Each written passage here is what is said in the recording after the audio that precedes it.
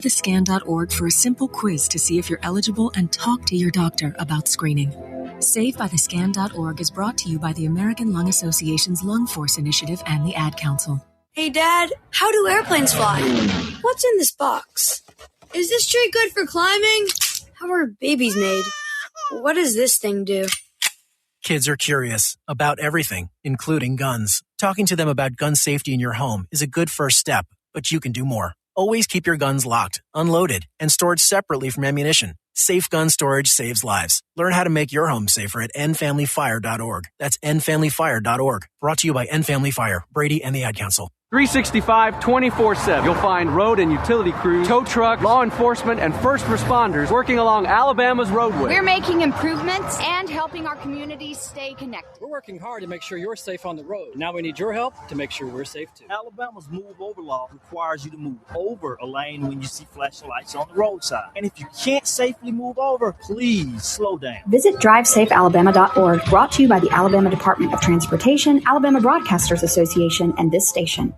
My caretaker was very rough with me. I thought they did it because I wasn't moving fast enough. Elder abuse is a crime, and together we can stop it.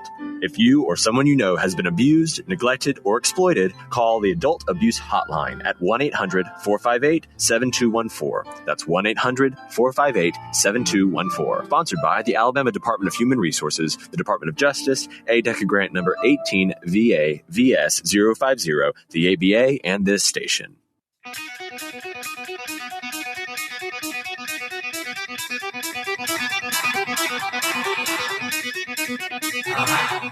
Welcome to Talkin' Ball with Scott Tyson and Drew DeArmond. Call into the Neighbors Wealth Management Hotline now, 256-576-4977. That's 256-576-4977. Now, here's Scott and Drew. And just like that, we're back, we're live, we're off, we're running. It's Talking Ball. 97.7 ESPN The Zone. Scott Tyson, Drew DeArmond. Welcome in on a Tuesday morning. Safe travels into work, into school, wherever you may be headed. And of course, right now, as you do make your way into work, into school, it's 54 degrees. Your high today is going to be 63. Feels like 49 right now. Anyway, 256-576-4977. That's how you can find us over the next 2 hours. A lot of stuff to get through this morning. Talent, Heating, and Air helping us get it all started. Don't forget, you can find Thomas, Terry, Jeremy. Give them a call today. Find them online, talenthvac.com, 256-503-4490. It is our good friends, Talent Heating and Air. They do have that $49 tune-up special still going on. So if you need to get your system tuned, you can do it for just $49 over at Talent Heating and Air. They also have systems. If you need to get a whole new one, they can give you a $1,600 rebate. So they're just going to give you some money. Give them a call, 256-503-4490, talenthvac.com. A lot of good stuff to get through over the next 3 hours. A lot of college football news and notes. The portal has given and taken for both Alabama and Auburn. News and notes there. College basketball tonight. Auburn in action taking on Texas A&M. We'll preview that a little bit as well. How much are you going to have to spend on certain positions when it comes to the transfer portal this go-around? Joe Klatt weighs in on Indiana. And it's an interesting question, and we'll try to answer it here in a little bit. But the Music City last night was the epicenter for college football. The FCS National Championship, Montana and Illinois State. It was the epicenter. And it all came down to an extra point. Little magic in the Music City from Taco Dollar. Oh, the Magic City Bobcat shows up again in a big way. We got taco hats. We got that young man over here in the crowd wearing a taco outfit. I know there's some happy people back home by way of Billings West, and it comes down to this play right here for the Nat Caddy, daddy of them all. Miles Sandstead trying to thrust this game in Montana State's favor. Hold is down, kick is up, it is through, and the Bobcats have won it. A poetic 41-year wait, as difficult and painful as it could possibly be. And in the end, it's Montana State standing on top of the FCS mountain. The national champs are Montana State, and it was Taco Dollar who scores the game-winning touchdown in overtime. You knew they couldn't make it easy. A lifetime of heartbreak for Cats fans, 4 years. And for the first time, this generation has their own national championship to cling tightly together for the rest of time. There you go. There you go. Game, man. I mean, it was a heck of an ending. Illinois State, not even seeded, one of the last 4 teams in, and they made a heck of a comeback down 28-14 and tied it up. Then had chances to win it potentially in regulation, but they can't snap, hold, or kick very well. Small things. Yeah, it's the small stuff sometimes, and Alabama sure as hell knows that. Again, it just – and then they gave themselves another chance in overtime. They score first, but they this time I'm not going to get really you could say the kicker, it's not the kicker's fault in any of it because you got to block for the guy. Right. But I mean, the holder couldn't get the hold down, and so they end up getting the extra point blocked. And even then, Illinois State had them to 4th and 10. 4th and 10 from the 14-yard line. And they decide instead of rushing 4 and dropping, 7, they decide, okay, we're going to blitz. And they nearly got home, but guess what? It was touchdown. It was man coverage, and my man Taco, who's probably is he in the portal yet? Is Taco in the portal yet? I'd like to know that. But anyway, Taco was wide open. Let's just say he was naked. As some people like to would even he was naked. No cheese, no nothing. And it was a beautiful throw. But as soon as he throws it, you're like, well, if he doesn't drop this, then Illinois State's baked. Hell of a name, though, Taco Dollar. Yeah, I mean that's what I'm saying. NIL deals, all that stuff. He'll probably go to the parade in Bozeman and then be in the portal, tomorrow. But again, great game, 35-34.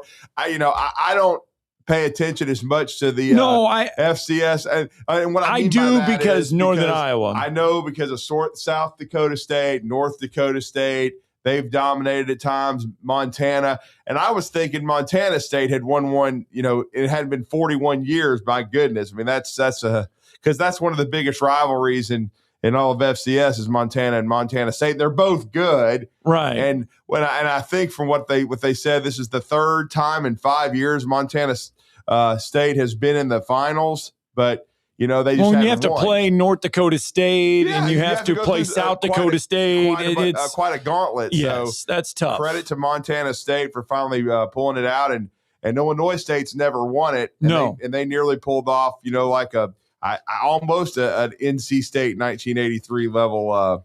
Bozeman, by the way, is about 60,000 people. Oh, okay. And you watched the game last night, and kudos to Montana State and Illinois State for the fan base showing up in Nashville. Yeah. And I mean, it was a heck of an environment, heck of a game, heck of a fun thing to watch. It's got to get UNA there eventually someday. Need to get the Lions there someday. Well, we certainly saw them win a bunch of them on their home field in Division II and dominate. Yeah. 3 in a row. So 90, 93, 94, 95.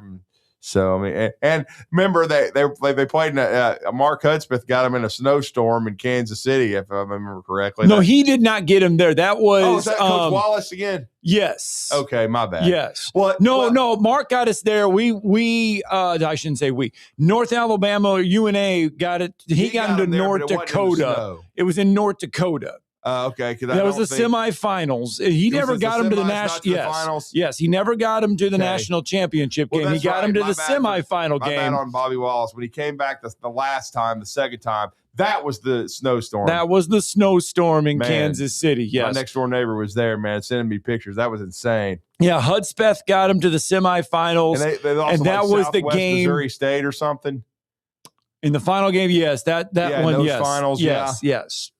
And then, Northwest, it was in the Dome when Bobby Wallace and those, or excuse me, Mark Hudspeth and those guys lost with, of course, Will Hall. North Dakota. Yep, Will Hall was the quarterback. I remember now. Their starting receiver got suspended right before the game for failing a drug test. Yeah, and I just remember it was of course, and it wasn't close. I mean, it was just because it was. Oh, they got beat.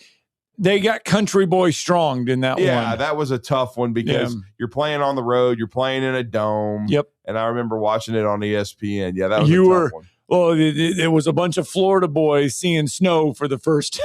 Oh yeah, but it was tough. You're still playing inside. It was a tough one. Playing up against some corn-fed, Whew.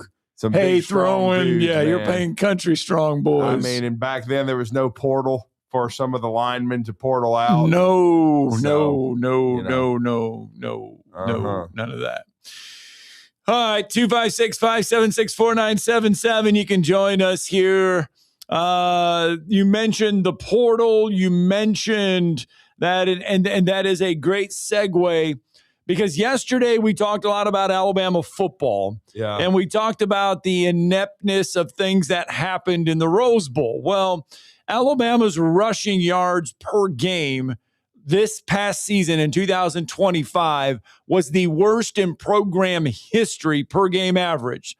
They began keeping those stats in 1940, the worst in program history, 104.1 yards per game.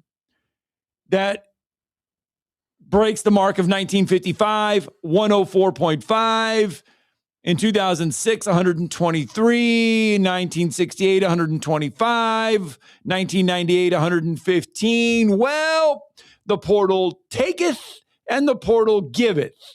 Alabama does pick up what they think should help the running game as they pick up a running back out of NC State, Hollywood Smothers, who rushed for over 1,000 yards, 7 touchdowns in 2025. He averaged over 80 yards a game for NC State, which is double what Alabama's running backs averaged in this past year. It ain't hard.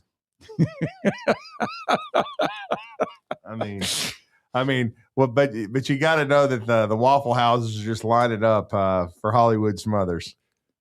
Diced. Yeah, smothered, covered, diced, chunked. Yeah. God, that sounds good. And then hey, I mean, now you got 2 Hollywoods on the same team. I don't know how they're going to do that. Well, you got one. Are they going to do a podcast now that Mbakwe is going to Georgia Tech to be a corner? Because he never should have moved. You understand that, right? I mean, he never should have gone to wide receiver. He should have just stayed at corner. So Alabama ranked 125th out of 136 teams in rushing yards per game and 126th in yards per rush at 3.35. Now, you add Hollywood Smothers and then you add the high school phenom from the state of Alabama, E.J. Crowell. I mean, does that give you more confidence now in Alabama's running game? Because obviously they're going to go out and get more linemen from the portal. Really, and you're going to. Yeah, you got to go get some damn linemen. I mean, that's.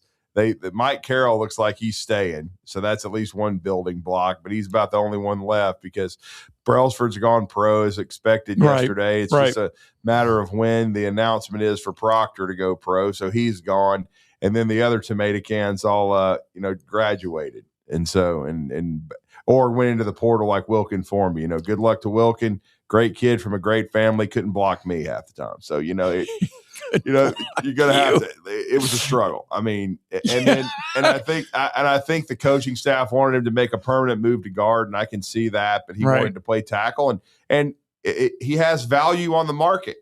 If schools like a rumored Texas A&M are willing to pay him big money and more that Alabama offered him to play tackle, God bless him. It's a capitalistic society. I don't blame him for going to another school. I just to be honest, if I'm an Alabama fan, coach, supporter, whatever, I don't want him playing right tackle or left tackle at the University of Alabama because I like my quarterbacks and I like my running backs and I don't want them to end up in the hospital. Saw enough of that this year. So, thank you for your contributions. Taco Casa's great. Adios. It is good, isn't it? Yeah, it's good. So far, we've mentioned Waffle House and Taco Casa this morning. Well, we love food on this show, so I just thought I'd intertwine Waffle House sounds really good. You know what sounds really good? Yeah. We should just go. I don't know. Can we do it? Can we just go to Jonathan's restaurant one day and just do a show? Just show up and do a show? Oh, I'm sure. If we just showed up there at Metro Diner and just did a show, because I really need pancakes and an omelet. Hadn't had it in a while. I've not had the 2 pancakes and the omelet. Alabama and hash browns. Alabama hadn't had too many pancakes on the offensive and defensive lines either. That's got to get you some boys that can do that. Yeah. Or you got to get 2 different coaches that can help. I know Freddie Roach. Well, you need both of them. You need new coaches and you need new players. Period. End of story. Okay, so let me ask you this. You mentioned new players. Yeah. Yesterday, you felt like of all the players that went into the portal for Alabama, you were like, okay, most of them probably need to go anyway. No big. The addition of Quay Russaw yesterday, does that change your mind at all? Does that make you feel any different about this Alabama team and the players that are going in the portal? Certainly, he and Keon Keeley are the only 2 to me that would bother me at all. From what I understood yesterday, they were working on trying to get Keeley back and get him in the fold. We'll see what happens there. I don't know about Quay. Now, I did ask a legitimate question about Quay yesterday. Right. When he was filling out the paperwork to go into the portal, did he injure his thumb? So you're saying that he has fragile. That's what I'm saying. I'm going to quote Ralph Lewis. You can't make the club in the tub. He's in the damn tub all the time. Oh, Ralph Lewis. He's not even considered a starter right now. Jan Zapier is the one that deserves the raise. He had 8 sacks. Okay, he broke out late. Saw a raise? Hell no, I'm not giving him a raise. Stay healthy and earn your money. All right. And if he wanted some sort of rework contract, it would be incentive based. In other words, be out here practicing, be out here playing, because the dude's fragile. Okay. He's the Tua of defense. Sneeze, oh my God, my back's out. You know what I'm saying? So, but since you relate to him as the Tua of defense, that means you're saying he does have talent and he does have ability because you like to. I know your feelings of Tua. No question. And they may even want him to move inside backer, which I think would probably do him some good. But that also means he has to take on blocks and actually be physical. Maybe he doesn't want to be. And yes, these kids deserve to be called out by name because they're professionals now, getting paid a ton of money. So get your ass on the field and get healthy. And look, if somebody wants to pay him, I'm sure there's a market for him out there. No, there is. But somebody's going to overpay, but he has not produced to his 5-star status. All right. Okay. It's like a new car when you drive it off the lot, bro. Xavier Griffin's coming in. He's the new 5-star, and he doesn't have a hangnail. We hadn't seen him yet. We'll see what he can potentially do. So, and they've been talking to some other edges about coming in. Now, one of them, Wendell Gregory, as of last night, I think the billionaire was going to get him from Texas Tech. And right. Sorsby from Cincinnati, I think they're paying him $5 million. Hey, if you can make the Final Four and still get your ass beat, and you don't mind, that money being gone with no trophy, and you treasure Big 12 trophies, more power to you, bro, because I still don't think Texas Tech is winning the national title when it matters. We got to get our first break in of the morning. We'll continue this because there are some players that have gone out of the portal and have made their destinations. We'll kind of fill you in. Not too much, but we'll fill you in on that. Plus, the Rose Bowl had a lot of eyes on it. Just how many eyes were watching the Rose Bowl? We'll fill you in there. Plus your phone calls, 256-576-4977.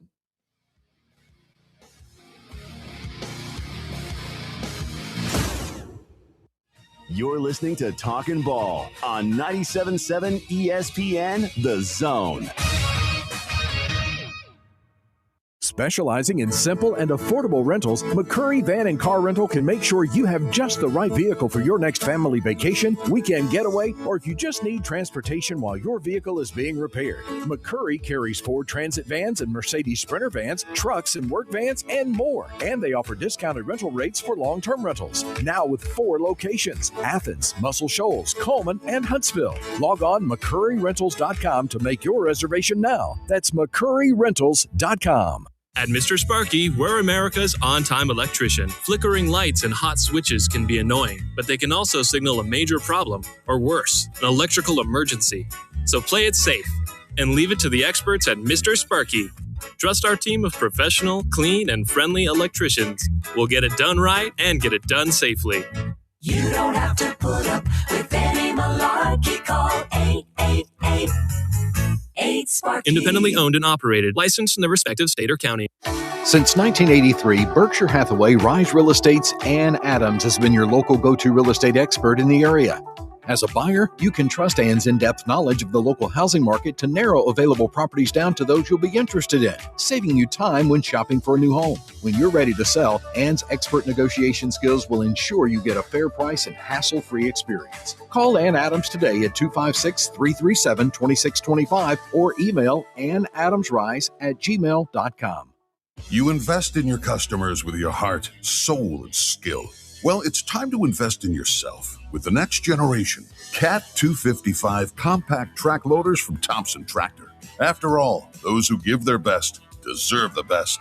And this machine has it all. With features that include a more powerful engine, tri-axle truck loading capabilities, a spacious cab, and a smooth ride for all-day comfort.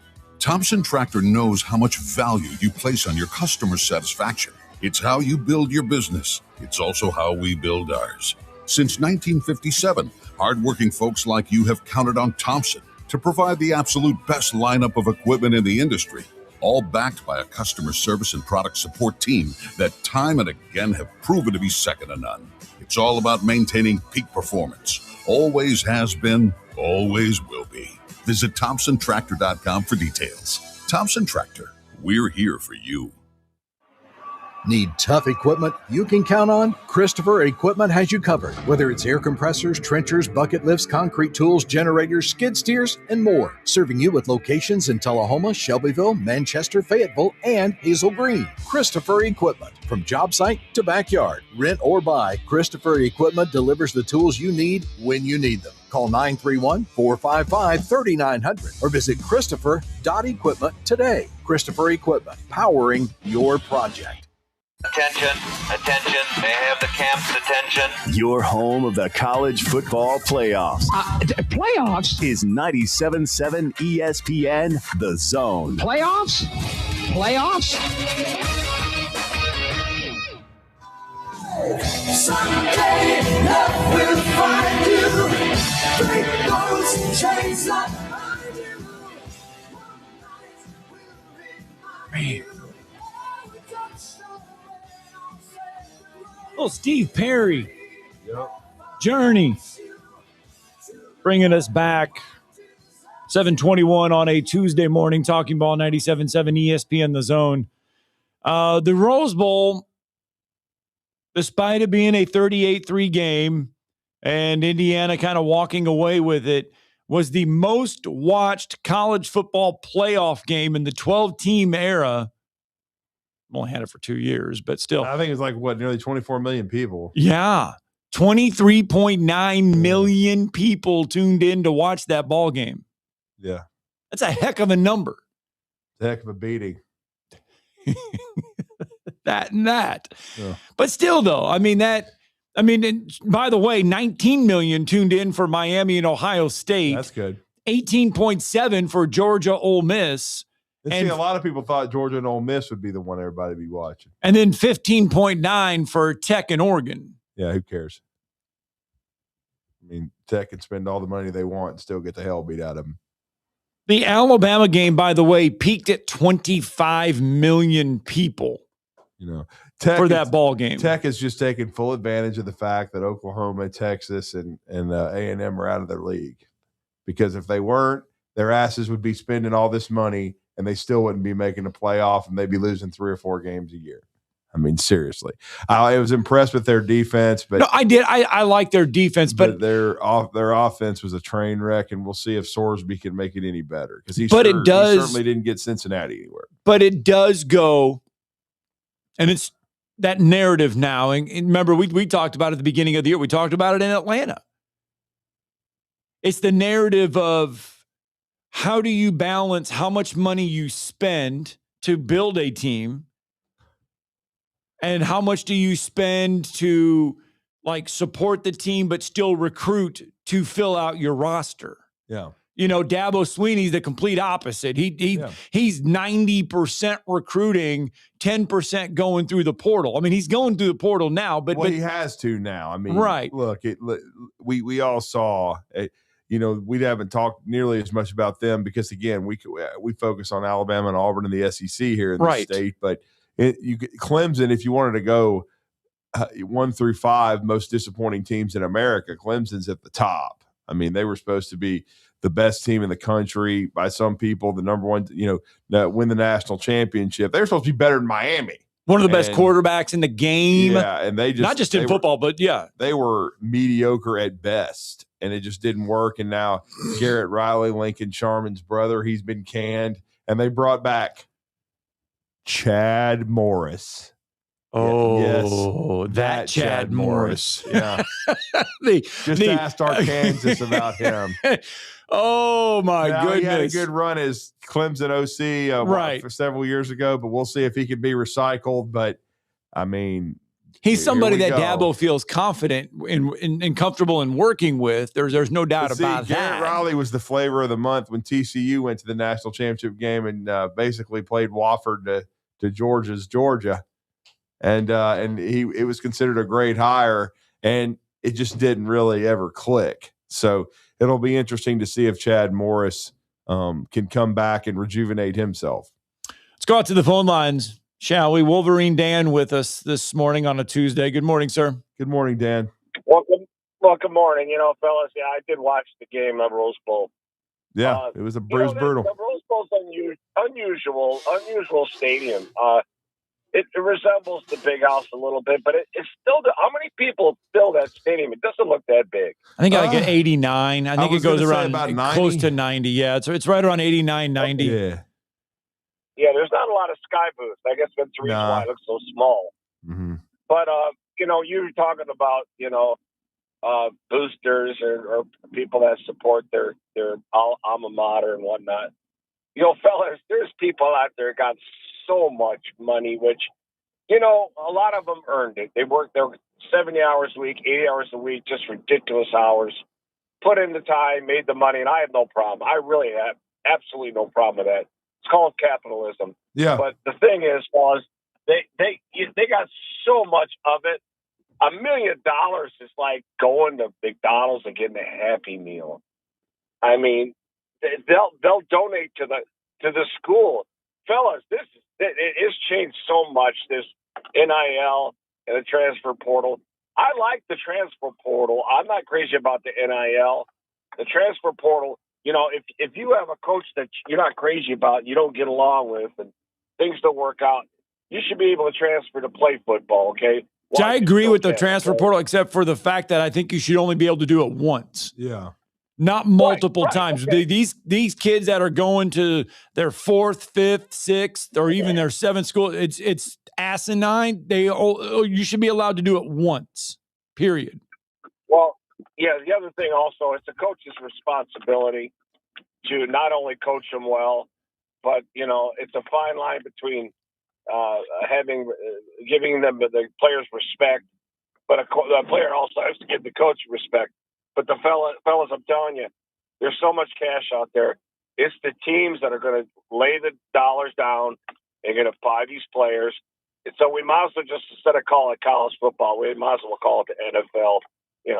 That's what it is. It is, but at the same time too, we're still in that process where Texas Tech went out and bought a defense, but couldn't win and couldn't get even into the semifinals. Yeah. Indiana does have a lot of homegrown talent, But they did buy a lot of their players, but they didn't go out and spend on the biggest names. They've coached them up to be big. They have the blueprint right now. For Yes. follow. And it's not just going out and buying the biggest name and spending the most money. It's making the most of your resources. That's the key right now. And we're still in that process. That's what I think is differentiating between the NFL and college football. It's keeping it a little bit different. And trust me, there's going to be, I heard Tom Luganville on this with the Czar yesterday. There's going to be some sort of collective bargaining, or either where they pass a rule where you can only transfer one time. They're not this Cam Calhoun stuff is going to stop. Yes. He just went in the portal, and he started his career at Michigan with you guys, Dan. Then he went to Utah. Then he went to Alabama, and now he's going to go to his fourth school. I mean, that's just kind of ridiculous. I think one of the hardest things. Now I'm going to hang up in a second. I just want to say this. Go ahead. One of the hardest things, fellas, is to actually pick the college team that's going to win it all. Yeah, I would agree with that. There's so much, and the thing with me, it is making it more entertaining for me, because these upstart teams or teams that never been anything end up by spending a little more money than they usually do or whatever, and they end up by going in the playoffs, and you're not, you're expecting them for them to be there. And again, you go to Vegas. I mean, you put $100 down on a team. The way things are now with the transfer portal, NIL, it's hard. It's hard to win that bet, and that's what's exciting about. I will say that's what's exciting about college football. Do you guys agree? Yeah, I mean, thanks for the phone call as well, Wolverine Dan. Thanks for the phone call about that. I mean, look at Miami against Ohio State. Look at Texas Tech getting to the quarterfinals. Look at what Indiana's doing. Look what Ole Miss is doing. Yep. I mean, no question. All right. It is 7:29. We got to get a break in, because when we come back, Bill Bender is going to join the show. Bill Bender, of course, obviously well-versed in Big Ten, well-versed in Indiana, well-versed in the college football playoffs. We'll start picking his brain next.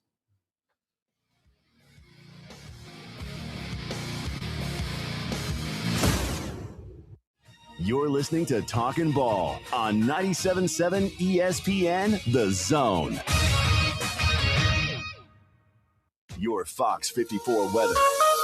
I'm Chief Meteorologist Jordan Dressman. We stay warm as we head into the overnight. Temperatures only dropping into the mid and upper 40s. A partly sunny to mostly cloudy sky for your Wednesday. Once again, we are going to climb into the mid and upper 60s, dropping into the low 50s overnight. Overcast sky for your Thursday. A rain shower is going to be possible. Temperatures climbing into the mid and upper 60s. Your Fox 54 weather, only on 97.7 ESPN, The Zone. Tom Abraham here for my friends at All About Water. Crazy name, huh? Well, let me introduce you to them. All About Water is the top pond builder anywhere in the Tennessee Valley, and that includes remodeling or cleaning out existing ponds as well. They also have monthly maintenance plans for your pond. Don't have a pond? Well, how about a fountain or water feature for your property to bring that soothing sound of running water to your happy place? On the other hand, maybe you have water on your property that you don't want. Well, Ryan at All About Water is all about water, so he could take care of that as well. He has a background in fluid dynamics, and what that means is that he could take care of any water issue that you have. Finally, how about that irrigation system that you have or that you want? Well, they do installs and maintenance and repairs on those as well, because they are all about water. Learn more at allaboutwaterllc.com. That's allaboutwaterllc.com. Hi, my name is Dan Aldridge. I'm here to let you know about the Aldridge Law Firm and the announced Legal Town Center. I've been practicing law in Alabama since 1984, and I also practice in Tennessee. And I'm from North Alabama, and I'm here to represent you and take care of your legal needs. For many of us, hiring an attorney is not high on the priority list and maybe a little scary, but it's something that we all need at some point. So by all means, do your homework. And if you need representation for car accident, wrongful death, medical malpractice, nursing home abuse, or estate planning, or any other matter, just give us a call at 256-534-3188. And you can email me at Dan, that is Dan at danaldridgelaw.com. Dan at danaldridgelaw.com. God bless America. No representation is made that the quality of legal services to be performed is greater than the quality of legal services performed by other lawyers. You've got to experience Toyotathon at Bill Penny Toyota. They've got the selection with over 700 new Toyotas to choose from. And they've got the extras with Bill Penny perks and a 10-year unlimited warranty. So get on over to Bill Penny Toyota today and experience Toyotathon. Bill Penny Toyota in Huntsville and online at BillPennyToyota.com. Bill Penny's Toyota 10-year unlimited warranty is valid through the 10th year of ownership. Valid on new vehicles only. See dealer for details. This will turn journalism on its ear. Watch our stream on WZZN TV on Twitch and YouTube. But you are the greatest hero in American history. We are 97.7 ESPN, The Zone.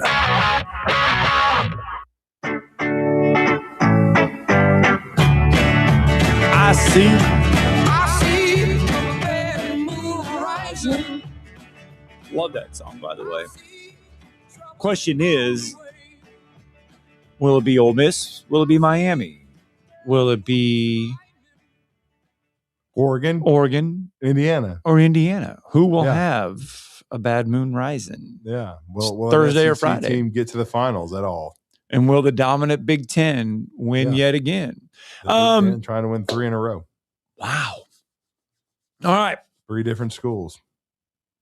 Our good friend Bill Bender can help us sort all of that out. He certainly can. Merry Christmas and Happy New Year to the one and only Bill Bender, the senior college football writer for the Sporting News, who's been kind enough to join us on the Neighbors Wealth Management Hotline to give his thoughts on the college football playoff semifinals. Bill, good morning. Hey, good morning, Drew. How you guys doing? We're doing well, fantastic. Sir. So are we going to be at the Bill Bender compound, or are you going to cover one of these games? I'm going to be home for this one, then I'll be down in Miami the following week. Yeah, so, that seems wise. My editor, Bill, will be at the Peach Bowl. So, I mean, we'll have it covered at Sporting News as usual. It should be like you said, there's a compelling reason to believe that any one of these 4 teams could win the national championship. That's what makes it interesting to me. Yeah, your thoughts on the quarterfinals. So let's back it up one round, and before we talk semis, let's talk quarters. What impressed you the most about the teams there in the quarterfinals? Well, I think obviously Ole Miss and Trinidad Chambliss. I mean, that was the story there. He caught fire a little bit, and George couldn't stop him, and it was just a series of huge plays from him. It was cool to see. Miami brought it against Ohio State. That was eye-opening. They you could tell. I mean, they brought physicality on both sides of the ball, and it made it easy. Not easy, but I mean, what a win for them. Indiana was dominant. And Oregon was dominant against a really good Texas Tech defense that hung in there in the first half. But I mean, result-wise, it was very strange to see Alabama get beat like that. Yes. Especially the way that Indiana played on both sides. Yeah, they Indiana was dialed in. Cignetti's done remarkable things. And I'll be the first to tell you, and I think I've told you before, I wasn't a believer last year, and they got whacked by Ohio State and then Notre Dame. But when they beat Oregon the way they did, and I guess that's what Oregon's only regular season loss in the last 2 years.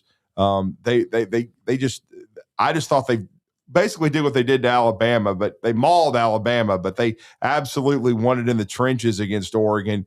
And I think a really good Oregon football team. And so I'm going to be really fascinated to see the rematch, but I'm just, and then Mendoza, I had seen him at Cal. I thought he was a really good player, but he was tremendous against Alabama. I'm anxious to see the second go round, the adjustments both sides make. This is a truly a pick 'em game, in my opinion.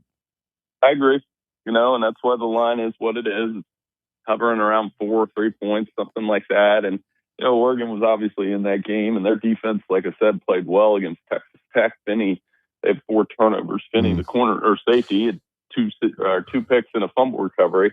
They match up well on the offensive and defensive lines. And it really is that type of game where it comes down to Dante Moore and Fernando Mendoza, which one of those guys doesn't make the critical mistakes. Both quarterbacks in the conversation for the NFL draft, and neither one of these teams could run it on each other in the first matchup. Oregon does have a lot of experience in these situations under Dan Lanning with Indiana.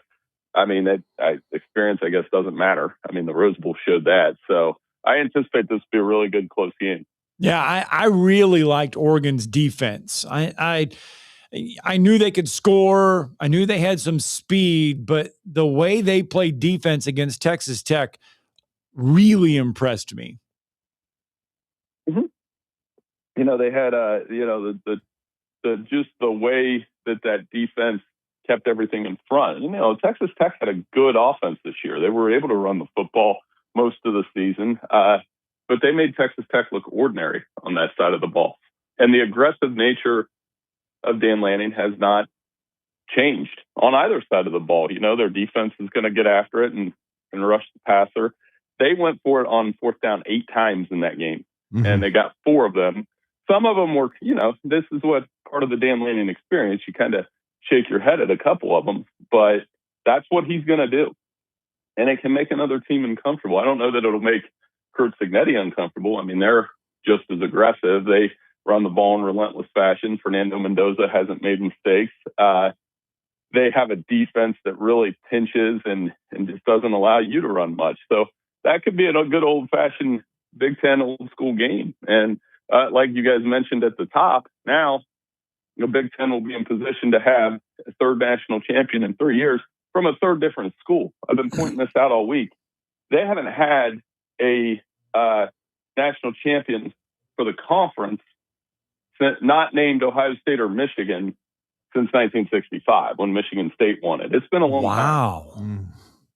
I mean, it certainly has. It's been remarkable. But the thing that I just really liked about Indiana going in, and the reason that I like them in this game against Oregon is watching the game the first time against the Ducks and then going into this one.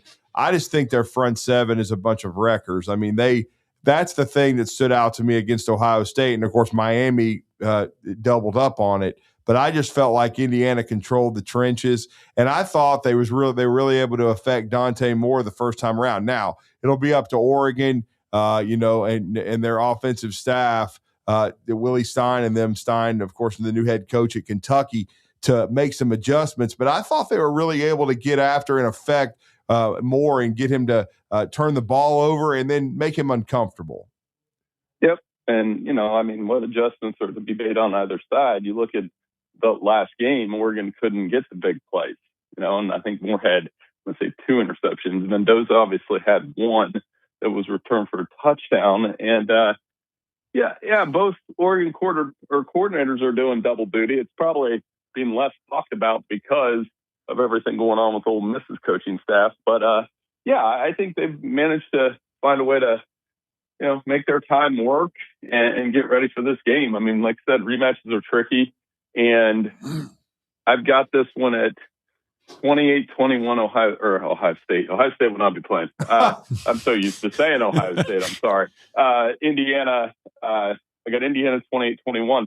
And I was telling people this, that when I did that prediction day of, I did those before the lines came out and all that. And I believe the over-under at the time was like 48 or 49. So that's probably on as far as the score, but maybe not as the teams. You mentioned Ole Miss, and I mean Trinidad Chambliss. What he did, one of my favorite dudes. What he did there in the Sugar Bowl was impressive, and it comes against Georgia, but it comes with just so much baggage and so much noise surrounding this Ole Miss program, with the assistant coaches staying or not staying and everything. I mean, what Pete Golding is doing is impressive, coaching a team into the playoffs while trying to keep a team together because of fear of losing it to LSU or whoever. And it everything is impressive that's coming with what Ole Miss is doing. Yeah, you just said it. All the chaos around the program, when they get on the field, the product's pretty good. Pete Golding's done a nice job with that defense. Trinidad Chambliss, like I said, that series of plays in the second half against Georgia, unreal.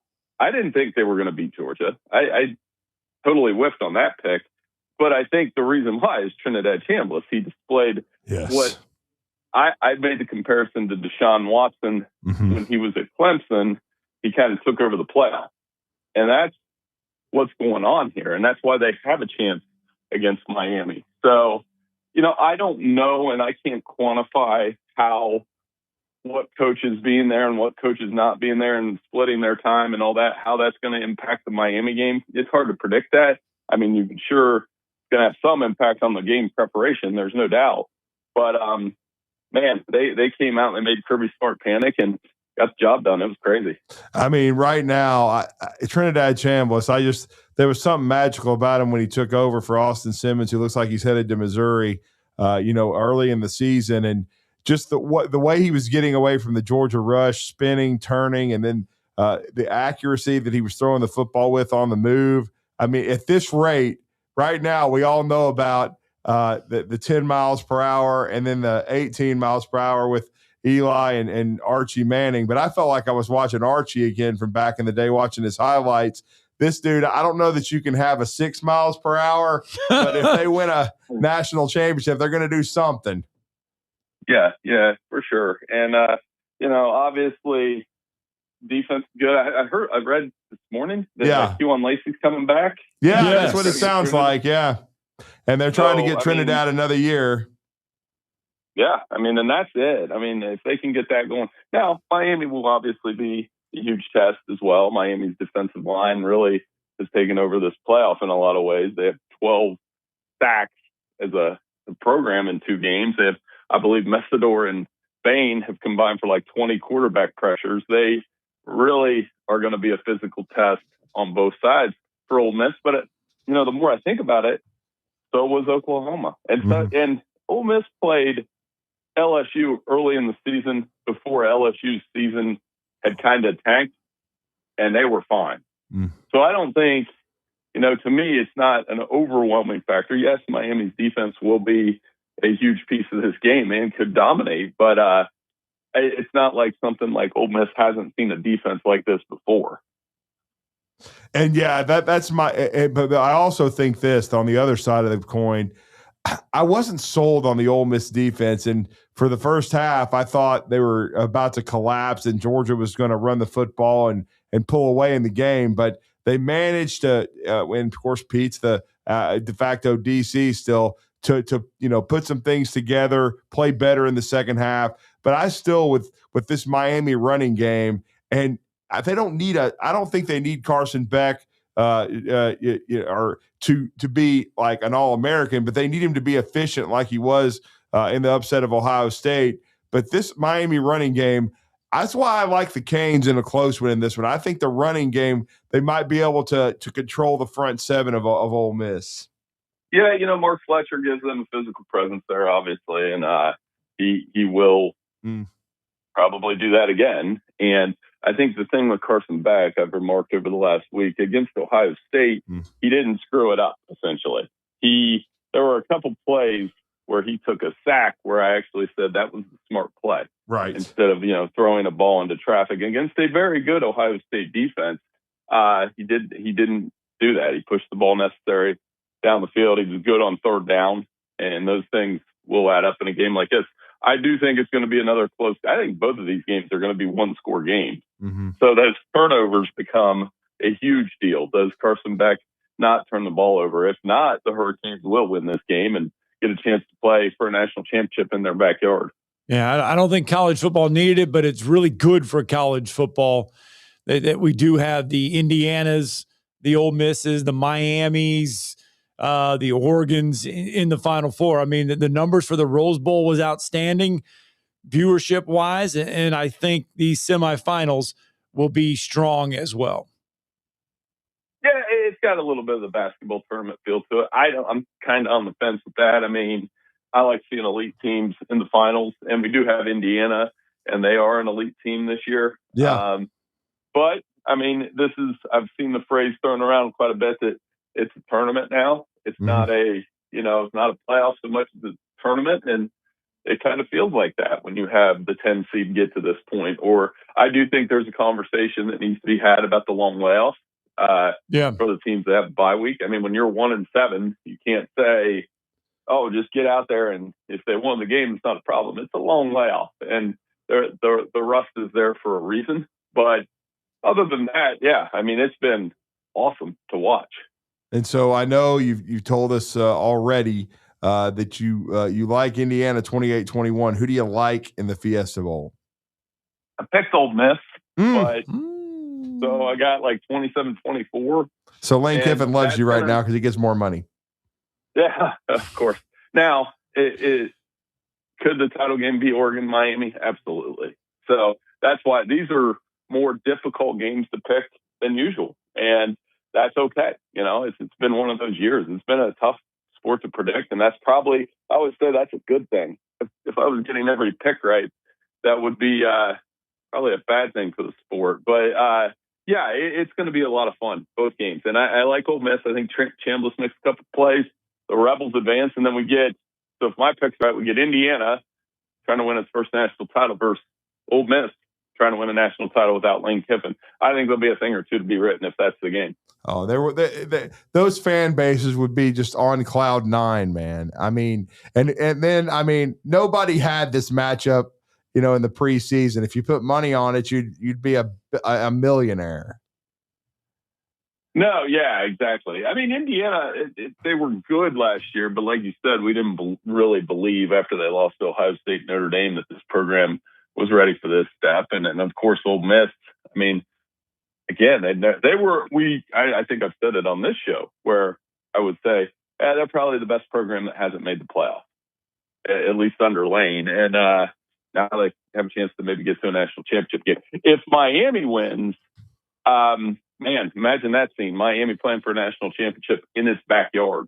So, wow. Waiting to reclaim college football in their backyard. I'm sure that would be an amazing scene as well.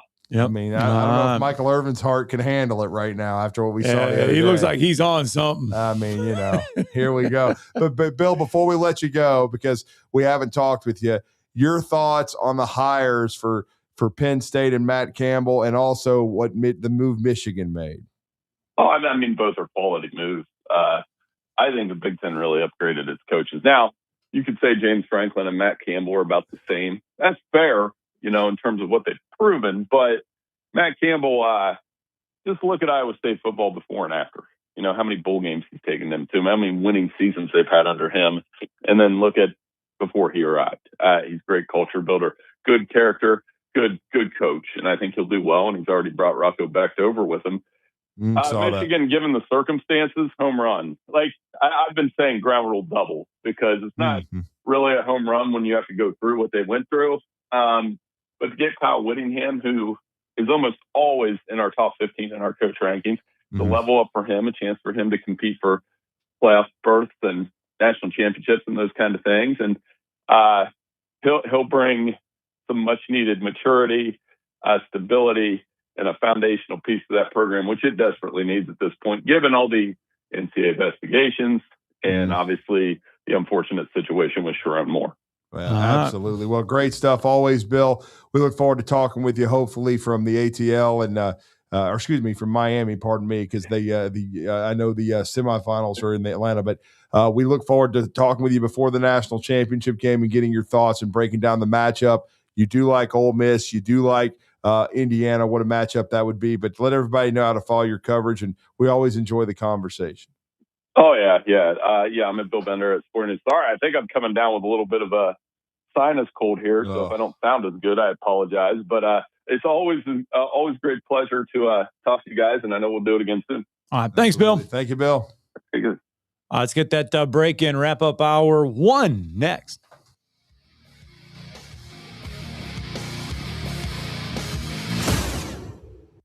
You're listening to Talkin' Ball on 97.7 ESPN The Zone.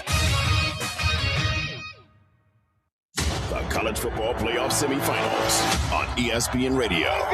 Thursday in the Verbo Fiesta Bowl. From 47 yards, he got it. Ole Miss faces Miami. And it's intercepted. It's going to be a Miami pick six. Then on Friday in the Chick-fil-A Peach Bowl.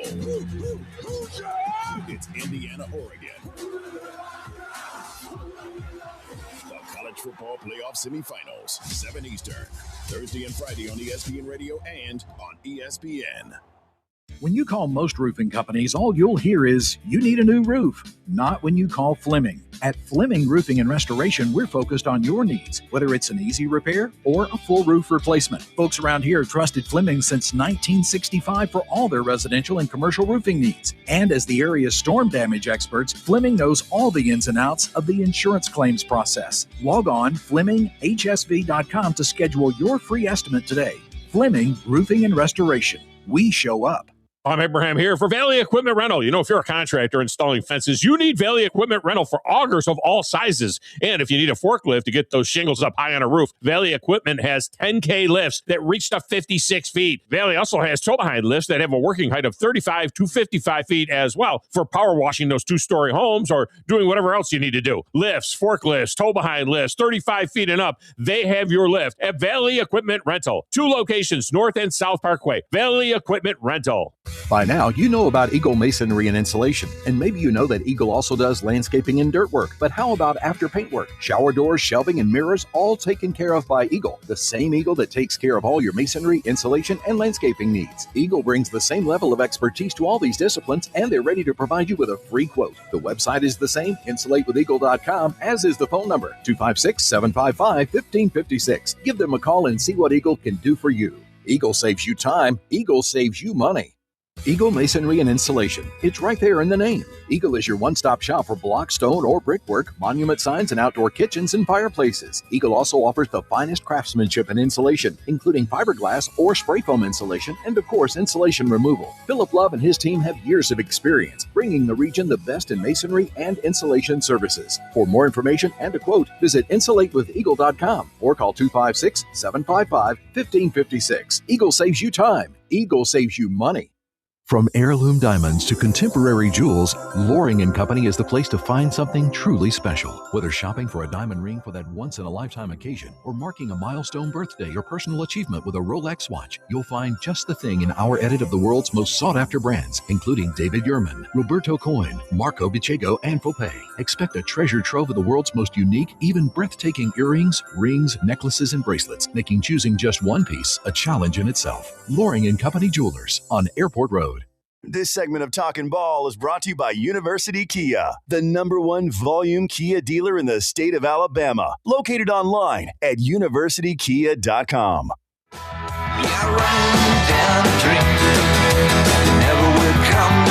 Let's see if we can slip in Bama Bino here real fast before the break is over.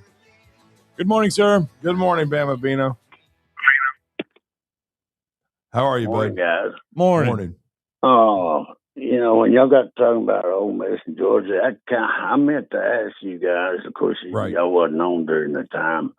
All right, I fell asleep. I had been going through a bronchitis deal, and I had just watched the Indiana scrimmage with whatever team they was playing, and I woke up when they were. At the end, when Ole Miss received the ball, I saw dual receivers back there to get the ball, and I saw one of them lateral the ball and hit a pylon and get a safety. Now, what did I miss on that? So that was Georgia getting the kick. So what happened was the referees put 1 second back on the clock. Georgia then had 1 second to do something with. They lateraled the football. It hit the pylon and went out of bounds. Yeah. Great. But it resulted in a safety. And they had to free kick it. And they had to free kick it back to Ole Miss. Yeah. I didn't know that was a rule about hitting the pylon. It was the 2 points. I didn't know that. Well, because it's an extension of the goal line. So it hit the pylon, it technically went in through the end zone, back out of the end zone on the side. So that's where they got the 2 points, and then they made them free kick it. The poor people had to put the stage on the field, off the field, on the field, off the field during that time. They had to pull the whole friggin' stage off. Yes, twice.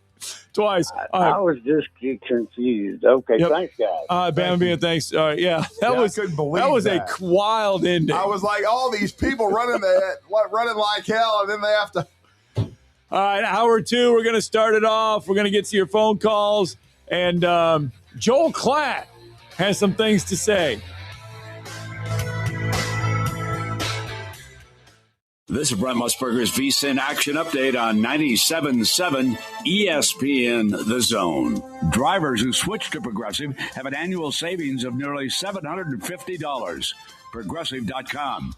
College football playoff semifinal coming up on Thursday at State Farm Stadium in Glendale, Arizona. The Fiesta Bowl, Miami laying 3.5 against Ole Miss. In the Peach Bowl on Friday at Mercedes-Benz Stadium in Atlanta, Indiana bet down from a 4-point to a 3.5-point favorite over Oregon, 46.5. The total. College basketball tonight, Auburn Tigers hosting Texas A&M as a 6.5-point favorite at Neville Arena, 167.5 the total. Elsewhere in the SEC, Florida Gators laying 9.5 at home with Georgia, while the Tennessee Volunteers are a 10.5-point home favorite against the Texas Longhorns in Knoxville. For more, go to VSIN.com. Mike Sennett, 97.7 ESPN The Zone. You invest in your customers with your heart, soul, and skill. Well, it's time to invest in yourself with the next generation Cat 255 compact track loaders from Thompson Tractor. After all, those who give their best deserve the best. And this machine has it all. With features that include a more powerful engine, tri-axle truck loading capabilities, a spacious cab, and a smooth ride for all-day comfort. Thompson Tractor knows how much value you place on your customer satisfaction. It's how you build your business. It's also how we build ours. Since 1957, hardworking folks like you have counted on Thompson to provide the absolute best lineup of equipment in the industry, all backed by a customer service and product support team that time and again have proven to be second to none. It's all about maintaining peak performance. Always has been, always will be. Visit ThompsonTractor.com for details. Thompson Tractor, we're here for you. WCZN, Union Grove, Huntsville, Alabama. 97.7 ESPN The Zone. SportsMed is the official team physicians of the Rocket City Trash Pandas. And if the pros trust SportsMed, you can too. SportsMed provides every service you might need for complete orthopedic care, specializing in orthopedic surgery, sports medicine, joint replacement, spine surgery, neurosurgery, and podiatry. And they offer their own brace shop, in-house full-body MRI, physical therapy, walk-in clinic, and so much more. 4 locations and on the web at sportsmedalabama.com. This hour brought to you by SportsMed Orthopedic and Spine Center. Online at sportsmedalabama.com.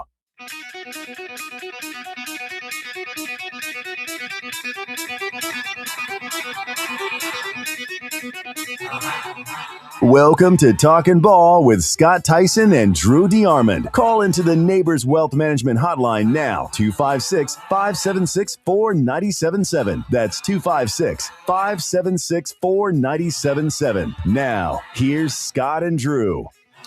Sportsmed Orthopedic Surgery and Spine Center, you betcha.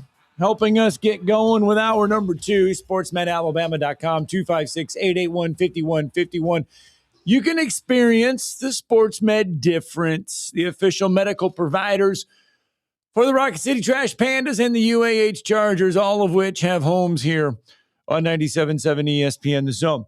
256-576-4977. That's the number to reach us through the phone lines. Let's start hour 2 with that one. Let's get Pat in from Tuscaloosa real fast. Good morning, Pat. Hey, good morning, guys. Hey, Drew. Yes, sir. And hey, man, I just can't understand this bunch. We're going out and we're getting in a running back. His production looks pretty good. Looks like he can catch the ball out of the backfield, but he cannot block. What are we doing getting a running back that can't block?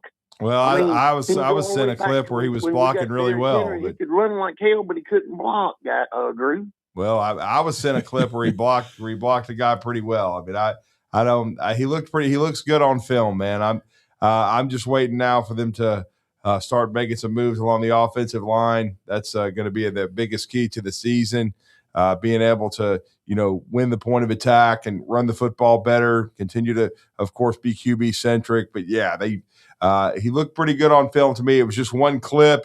I can't remember which team he was blocking against, but he certainly blew a guy up. But again, we'll see. There could very well be a new guy coaching him next year too. So we'll have to see how all that plays out. That's what I'm hoping, that a new guy is coaching offensive line and a new guy is coaching running backs, because somebody's head needs to roll for that pathetic appearance we put out there in California. Do you not think so? Well, I mean, I'm expecting staff changes. I know a lot of people want them to tomorrow, but I mean, I think nothing's going to really happen and start happening until the portal closes in 10 days, because they're trying to get these pieces put together, get these kids under contract, because there is some semblance of contracts, and and I think they'll start making some moves. In most cases, I don't think kids choose a school solely for the assistant coach. I think a lot of it is playing time opportunity, of course, compensation, and then the head coach. So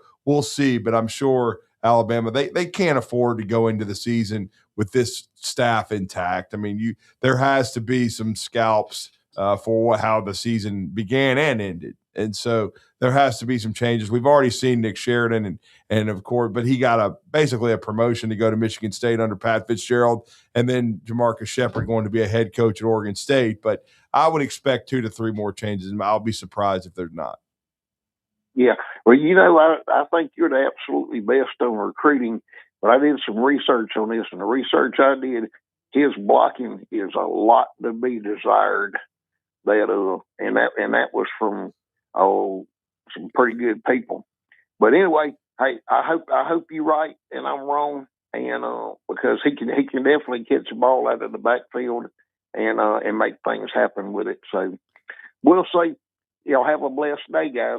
Thanks, Pat. Sir. All right, and it is official. Auburn does pick up a quarterback.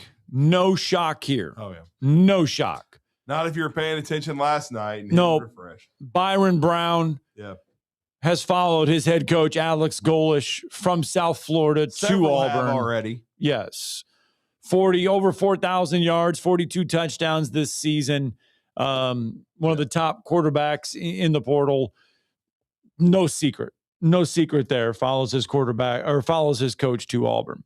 Yeah, I mean, everybody was expecting this move. I mean, Yep. He was basically a 2+ year starter at USF, whole career under Alex Golish, and he has got 1 year of eligibility remaining. And I think everybody expected him to go to Auburn, and this is no surprise at all. And then Ashton Daniels, their former backup, then starter, is in the portal, and with the DJ Lagway situation, who both visited Florida State yesterday. And the intel was the Lagway didn't sign anything. He left to go to Virginia. Which Gus Malzahn called him the next Cam Newton. I know. But Gus has been wanting the next Cam Newton for a long time. Since the last Cam Newton? Since the last Cam Newton made his name and got him a head coaching job at Auburn, and it's basically the reason he has a career. And then, of course, with Ashton Daniels, he came into FSU, visited, and then canceled his Kentucky visit because Kentucky got their QB, the backup from Notre Dame. So, which I believe is Kenny Mincy. I believe it's that. We're going to have to learn all these dominoes. No, there's so many of them, and they fall so fast that it's like you could. We might need to create our own match game or whatever, and just put up this big ass. Oh, we'd have to create it. We need a board and just be like just moving them around and have the damn the music going on in the background. Yeah, we could fit players to teams. Yeah, we could say, well, this player fits this one and this player fits that one, and anyway, Bill Bender can find our own spokesmodel to turn over the. Bill Bender joined us in hour number 1, and you and he both said, "Hey, look, these college football semifinals, maybe are unpredictable." Well, guess what? Joel Klatt doesn't think so. Joel Klatt doesn't think they're unpredictable. No, he says there's one team there's one team, and obviously that one team being Indiana, we should be talking about. Here's Mr. Klatt. And if this was Ohio State's logo next to this resume, next to this team in Indiana, if this was an Alabama logo, a Georgia logo, next to this team, we would all be talking about, is this the best team that we've ever seen in college football? Because no team in the history of our sport has ever been able to go 16-0. Now, granted, that's a scheduling thing, but this team has a chance to do that.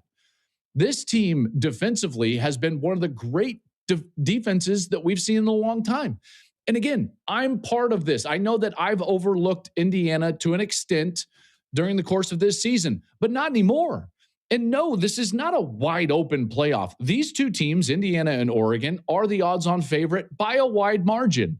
And the reason is because of how tested they are. And that is specifically so with this Indiana team. They're the ones that have beaten 3 teams that played in the quarterfinals in the college football playoff. Oregon played in the quarterfinal, Bama played in the quarterfinal, lost to Indiana, and Ohio State played. No other team can say that. They beat 3 quarterfinal teams this year. This team stands on business as the best team in college football, and I just wanted to get that kind of like off my shoulders.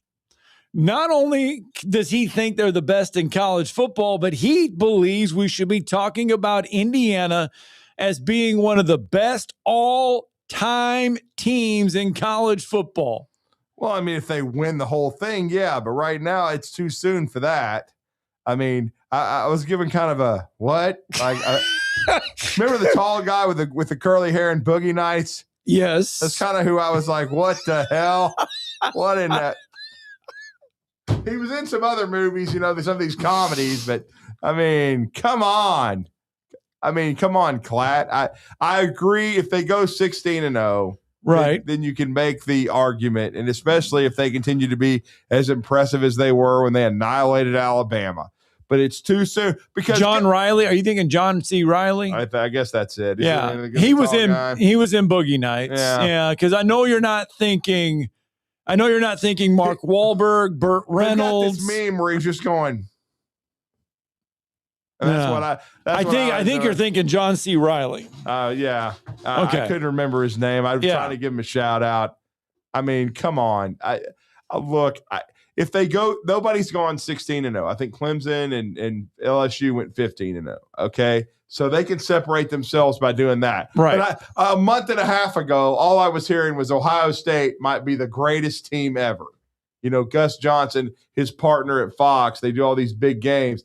They basically were saying that. And we all know that wasn't the case because Miami smacked, Ohio State around. So I'm not ready to crown Indiana yet. I think they're a hell of a football team, but they got Oregon in a rematch. It's tough to beat a team twice, but Kalen DeBoer did it when he was at Washington. He beat Oregon twice, beat him during the regular season, beat him in the Pac-12 championship game to make a 4-team playoff. But they got to beat Oregon again, which would be a hell of a win. And then probably either Miami or Ole Miss, and both of them are more than capable. And Miami certainly with the way they're playing and their front seven. And let's not forget, Scott, Bill mentioned it, and you said, yeah, wow. But if you're Indiana, and I've got Indiana playing Miami. Right. You'll be playing at home if you're the Canes, and you'd have to beat them basically as a de facto Would you game. bus students in for that game? Probably. They'd probably be able to sell that one out, though. You think? Then the student section might have a few people in it this time. Then they'd have cocaine, aka Michael Irvin. Dude, he is on something. I don't know, man. Everybody, he has got to be on getting blown something up all during the game, like with and Mike's always been a passionate dude. He has. But he's been known. He's been known to have a little fun. Do the nose candy in the past. He's been known to have a little fun. But you'd have Jimmy Johnson over there, Ray Lewis. You'd have all kind of people on the sidelines that were Jimmy Johnson, I think, was there. He was there. He was congratulating and got a shout out from Mario. Yeah. I mean, who'd have thunk it? Mario has said, though, Jimmy Johnson has meant a lot to him. Has helped him a lot. And his brother. He and his brother both were starting offensive linemen at the U. Yeah. Mm-hmm. It's hard to believe, though, that nobody outside of Michigan and Ohio State, when Bill told us that as well. 1965. That's that Bubba Smith and nobody- those cats, man. Bubba Smith. Yeah. Police Academy. God dang. That's exactly where I was going with that, too. Man. I was just looking at the cast for Boogie Nights. You brought that up, too. I was just looking at that cast. Yeah. I was looking at the cast from Boogie Nights. So obviously Mark Wahlberg, Burt Reynolds, John C. Reilly, Heather Graham, William Macy, Don Cheadle, Luis Guzman. Yeah. I mean, Juliana Moore. I mean, man, it's a heck of a movie, though, too. Yeah, it was. Can't play Academy Award winning. Can't play a lot of it on here. Oh no, man. But it was a good movie. I don't know. Yeah, we might have some Karen call in complaining that we're talking about pornographic stuff. Well, if you call them certain names, yes, you're going to get calls. I mean, I haven't used any of those terms. I mean, anyway, 256-576-4977. You can join us. Here's this a shocker. morning. Drink if Jerry Jones has fired somebody. Well, Matt Eberflus, he's gone. Defensive coordinator out the door. Really? Yeah. Adam Schefter with it first, of course. Lone season, ranked last in several categories, including third down, red zone, and passing defense. Yep. We got people chiming in. We got people, watching on our WZZN TV feed. I've already got someone chiming in. We got Jen from Georgia chiming in. She thinks that she's agreeing with Bill Bender. She thinks that it's going to be Ole Miss. She's sticking with the SEC. Okay. Yeah, and she thinks Indiana. Because she thinks Indiana's winning it all. She thinks they're going 16-0. How many looks, I'm being honest, how many looks would you have gotten in Atlanta if you planted your flag and said, Ole Miss is going to be my college football playoff semifinal team? That's it. Ole Miss. Ole Miss is going to be it. How many looks would you have gotten that you are just crazy? Or would people have really bought in and believed that Ole Miss would be the lone SEC team remaining in the playoffs? Our good friend Brad Logan, I think Ben Garrett, who is a good friend of the Blitz, they're some of those people that have covered Ole Miss all year. I think they would have thought there was a good shot, right? But I think most people around the SEC that cover other squads and your national media, nobody was going to pick Ole Miss, especially once Lane Kiffin left, and then having to win a rematch with Georgia in the Sugar Bowl. They would have thought that Ole Miss's time was coming to an end. You would have picked them to get to the playoffs, right? Well, yeah, they were getting in the playoffs regardless. No, because in Atlanta, you would have. In Atlanta, if you said in Atlanta, well, I mean, that Ole Miss would get to the playoffs. If you're talking about before the season, yeah, I'm talking about in Atlanta. How many looks would you have gotten if you said they are a semifinal team? I'm planting my flag on it. No, there's no way. I had them fringe playoffs. I had them like 4th or 5th. With a good shot to get there. Right. And that was out without even knowing about Trinidad Chambliss. I was pumping Austin Simmons, the Missouri Tiger. That's who I was pumping. I didn't even know who the hell Trinidad Chambliss was, and that he was even on the roster.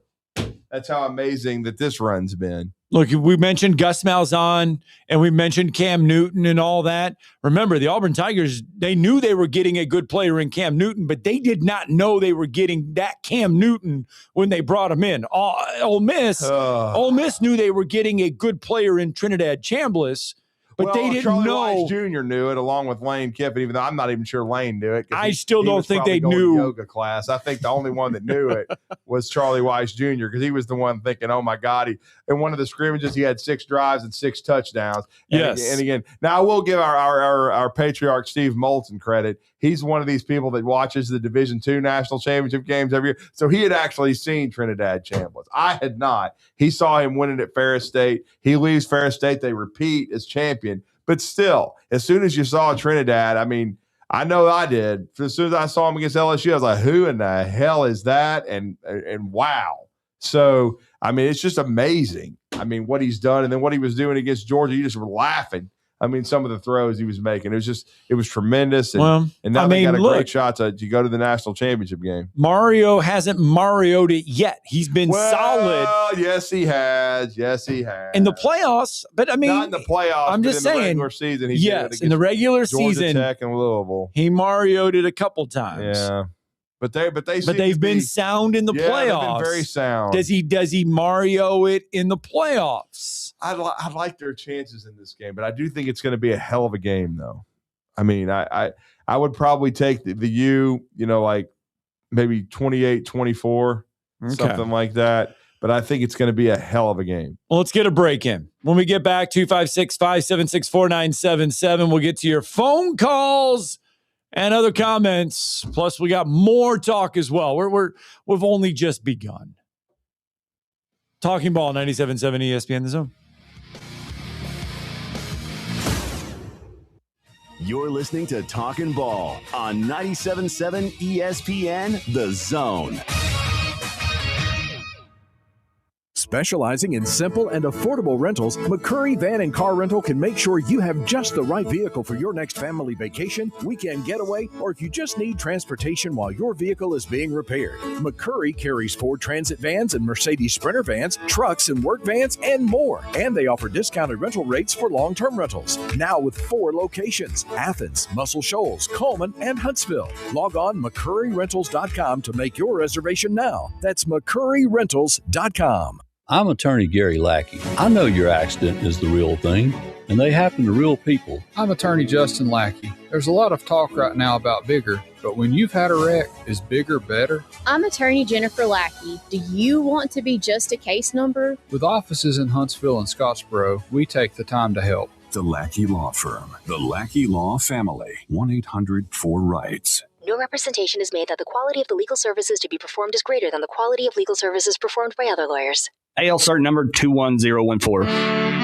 As we flip the calendar to 2026, the holiday season may have left you a little short in the bank account, but Talon Heating and Air will not leave you out in the cold. That's right. We're still offering free second opinions and service calls with repairs.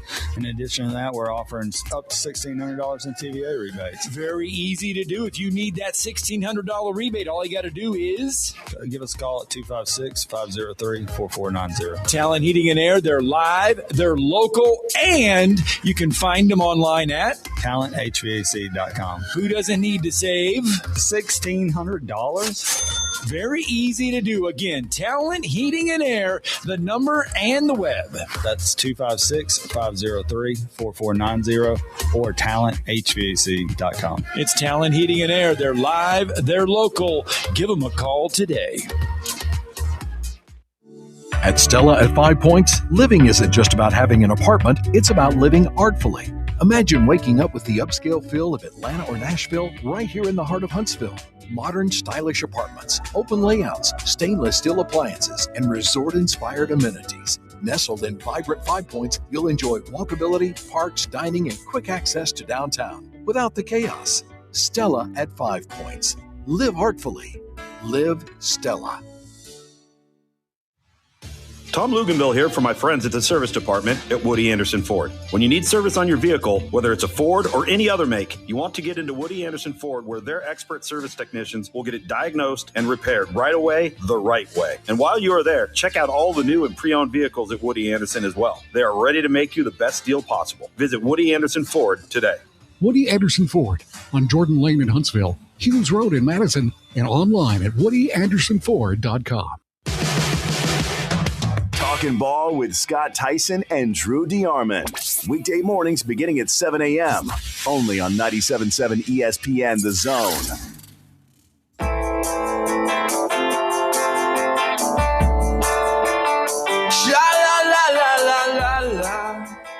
We have had a lot of college football conversation, and rightfully so, because in 48 hours, a little over 48 hours, we're going to get the college football playoff semifinals. Mm-hmm. And so that starts on Thursday and then Friday and other stuff. Yes, there is some NFL news, but one of the great stories that we talked a lot about this year in the NFL was our good friend Philip Rivers getting back into football. Yeah. And had a brief stint there with the Colts and really kind of energized that fan base a little bit. Not that it needed it, but he gave him a boost. to snap them out of the doldrums. Right. It didn't work. They were the best team in football for maybe half the season. Right. And then Daniel Jones gets hurt. They needed a veteran quarterback. Philip Rivers was already talking, to their staff throughout the entire season. Yep. Because of his being a head coach, high school he was level, running the exact same offense. Yep. And so he decided to come out of retirement to help them because they needed a veteran presence because they had Riley Leonard from Fairhope, former Huntsville City Classic participant, really great player athlete for the Fairhope Pirates, and then had a really good career at Duke under David Cutcliffe, and then at Notre Dame. But he's young. And then they of course made the mistake of drafting Anthony Richardson, who can do a backflip better than he can throw a football. And so they needed a QB to try to, because they've got Jonathan Taylor, they've got a good defense. They had gone out and got Sauce Gardner, but he just couldn't. He had some bright moments in the nearly month that he played. It's just that their football team wasn't quite good enough. Right. And so they're going to have to reset a little bit. But it was really cool watching Philip back on the field, and yes, it for was his good. family and his kids to get to see him play. So he did sign his retirement papers. Yeah. He is going to be retired. Now, he is going to slide back in to being head coach at St. Michael's down there in Fairhope. Question is, does Philip Rivers stay a high school football coach? Does he move up to the NFL level? Yesterday, Philip stopped by, cleaned out all of his stuff and everything, and did his farewell interview with members there of the media in Indianapolis. And here was Philip Rivers on the possibility of being an NFL coach. I do think that as humbly as I can say it, that I could coach at this level and I know enough about the game and about the guys, and from a leadership standpoint, camaraderie, all that comes with it. Again, that's not something that I'm sitting here pursuing. I really, like I said, if anything I learned the last 4 weeks is you take it one day at a time, because there was a Sunday afternoon, I had no thought of being in Indianapolis the next day. And then, 24 hours later, I was here, and I've been here a month exactly, or 4 weeks exactly today. So, you just kind of just go, take it one day at a time, be where you are, and go from there. All right. Could you see Philip Rivers as an NFL head football coach? Or, he would have to be a head coach. I don't think he'd be coming back to be a quarterback's coach or something, an offensive coordinator. He would probably come back as a head coach. Would you see, and could you see Philip Rivers a year from now, 2 years from now, getting interest on the NFL level? I don't see it. Simply because of his family. And he's got Gunner's got another year at St. Michael. He'll be a starting quarterback for about the fourth straight year under his father, and they built that program. And then his younger brother is the backup QB. He'll be a ninth grader, and I just think that Philip is going to want to coach his kids. And that's the whole reason for doing what he's doing. And don't forget, his father, Steve, who's a great man who spent his entire career on the high school level. And I think that's what Philip always envisioned himself doing. Now, once he gets his kids through school and he's got a football team. He does, literally. Yes. Then maybe later in life, could I see Philip pursuing maybe a professional opportunity, even a collegiate opportunity? Absolutely. But I think it means a lot to him to coach his kids. It meant a lot to him to play for his dad. No, it did. And I think it means a lot to him to what he's done at that St. Michael's program, which is really still in its infancy, but yet is nearly already one of the best in 4A football in Alabama. You mentioned family and how important it is to him. And that brings me back, and it takes me back to when Philip graduates Athens High School, goes to NC State. His father, his family, they pack up and they move to Raleigh. Yeah. They leave Athens and they go to Raleigh because they want to be together and stay together. And his father ends up coaching football in the Raleigh area while Philip is going to NC State. And obviously Philip starts his family there while he's with the Wolfpack. But to me, I think you're right. Family means a lot to him, and that I bring up that because of the family ties and everything. So anyway, I thought it was just interesting because it was getting a lot of talk there in the indie circles and everything, because no doubt his persona, the way he handles it, the way he captivated his teammates, the way that he earned their respect and everything just in that short amount of time, he's got something. He's got that it factor. He could do it, just don't think he will do it. 256-576-4977. That's how you can join us here on a Tuesday morning. 56 degrees right now. Don't forget your high today is 63 here in the Tennessee Valley. Cloudy day. We won't see the sunshine for most of the day. In fact, we probably won't see the sunshine until the weekend, maybe on Sunday. We'll see it. Rain moves in Friday and Saturday. So safe travels wherever you're headed today. I tell you what, let's get a break in. When we come back, we'll switch it to college basketball. Auburn has a big game tonight. We'll hear from Stephen Pearl coming up next.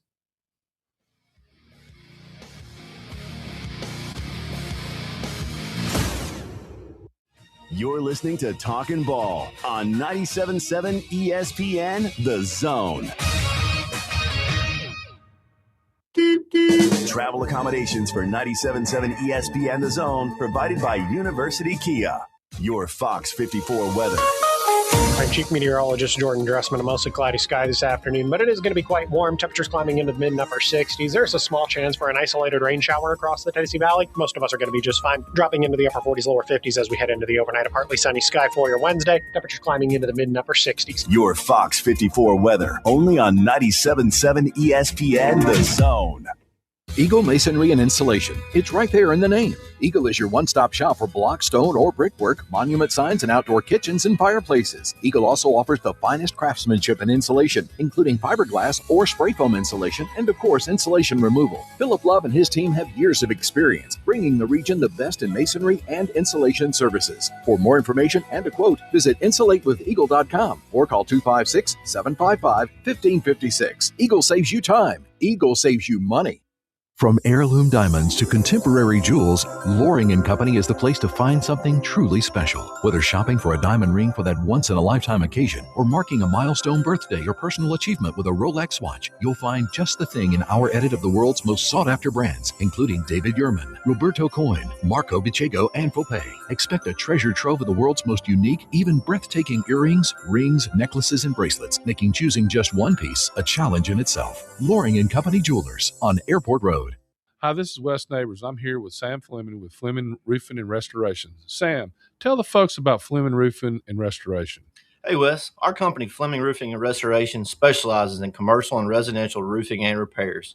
I'm a fifth-generation Huntsvillian, and our family's been doing construction business in Huntsville area since 1965. Sam, what kind of roofs does Fleming Roofing and Restoration do? Our guys are skilled enough. We can come out and address any kind of leaks or issues you might have on your commercial, on your metal roofing, on your shingles. We can do anything, and we can offer you a solution to repair it, or we can replace it. You guys also do insurance restoration. Our staff has 10 plus years of experience as insurance adjusters, and we really do know the inside and out of the claims process at Fleming Roofing and Restoration. Check out Fleming Roofing and Restoration online at FlemingHSV.com, or you can call or text them at 256-651-9440. Hey, Wes, we show up. You've got to experience Toyotathon at Bill Penny Toyota. They've got the selection with over 700 new Toyotas to choose from. And they've got the extras with Bill Penny perks and a 10-year unlimited warranty. So get on over to Bill Penny Toyota today and experience Toyotathon.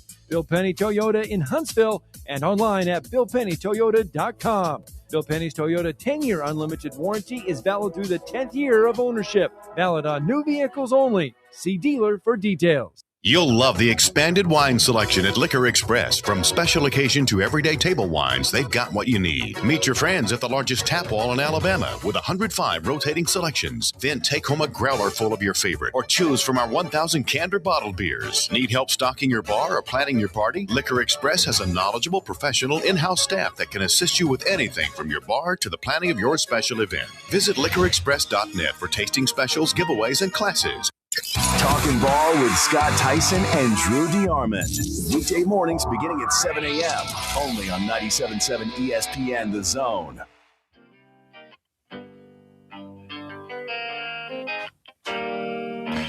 Oh, welcome back in. Talking Ball, 97.7 ESPN The Zone. Scott Tyson, Drew DeArmond. A lot of college football conversation ongoing as the college football playoff semifinals are nearing.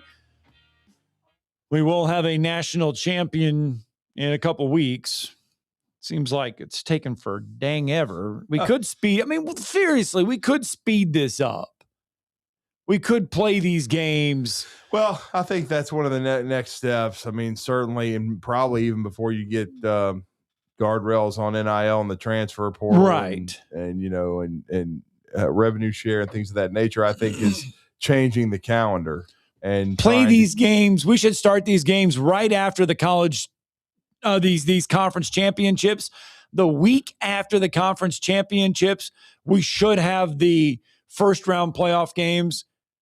And then not have to have these coaching staffs having to multitask that while you're still playing with the transfer portal going on and things of that nature. Yes. Even though they've extended that window for teams that are participating, but still it would make it a lot less on the coaches' plates. I mean, we could have this done. Yeah. I mean, you could have the first round games the 12th of December, 13th of December. You could have had the semifinal, the quarterfinals on the 19th and 20th. You could have the semifinals the week after Christmas. And we could have already had this national championship done.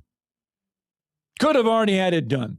Anyway, we'll continue to break it down. Because coming up at 9 o'clock, coming up at 9 a.m., we're not done with the conversation by any stretch of the imagination. Alex Dunno will join us. We will get a Miami perspective from this whole thing. You know, Mario Cristobal, you know, what does he have in store for Ole Miss? What can the Canes do there in the Fiesta Bowl coming up? Confidence has never been higher, I wouldn't think, with the way they're playing. By the way, Charlie Weiss Jr. and Kevin Smith, the running backs coach for Ole Miss, Charlie Weiss Jr., the offensive coordinator, they will coach the Rebels in the Fiesta Bowl. Charlie Weiss Jr., by the way, was in Baton Rouge yesterday because the Tigers rolled out the red carpet for Sam Leavitt, the Arizona State quarterback. So they wined and dined him in Baton Rouge, did Charlie Weiss Jr. Yeah. So they're trying to do the full court press. Lane Kiffin trying to get himself a quarterback. Yeah. I'm just saying. I Since mean, he can't coach them. I mean, he's not a developer of them. Charlie Weiss is doing that. I mean, Lane is a play caller and a liar, but we all know that. Well, obviously, Charlie Weiss Jr. accurate. has shown he can call some plays. Yeah. And I mean, Pete Golding said as much, said there's nobody with more at stake than Charlie Weiss Jr. because of all he's ever heard is Lane Kiffin, Lane Kiffin's offense, Lane Kiffin, the play caller, Lane Kiffin, whatever. I think he's done a pretty dang good job through 2 games. Well, I mean, my question is this: what if the Lane train thought that Austin Simmons was so good and he developed him? Why didn't he go get Austin Simmons? He's letting Austin Simmons go to Missouri and play for Drink. So. Well, no, Now you bring up a point, though, too. Yeah. Charlie Weiss Jr. goes to LSU. Mm-hmm. Lane Kiffin's going to call the plays. Well, right? And now Charlie Weiss Jr., which is probably Jimmy Sexton's, he's leaking that stuff out there about the Giants and, maybe having some NFL opportunities. Does Charlie Weiss Jr. even end up in LSU next season? I'd like him to. I'd like to see egg all over the face, and then just let him go get another lackey to organize the offense while he calls the plays and takes all the credit and goes to yoga class hitting on everybody. And taking nicely arranged pictures with Kim Mulkey. Oh yeah, on the court, and then having a fake dog. Juice was a heck of a story. No, he's a real dog. Great. I mean, he's a real dog. But I mean, yes, they didn't get a robot because it wasn't his dog. Oh, I know. But whoever came up with that idea for the PR move for Lane Kiffin, because it did help rehab his image. Yeah. The whole Juice thing helped rehab his image. Which ended up being a lie. His image or the dog? Both. Dog's cute, though. It is. It is. All right, 256-576-4977. You can join us. There is SEC college basketball coming your way tonight. Some interesting matchups, I think.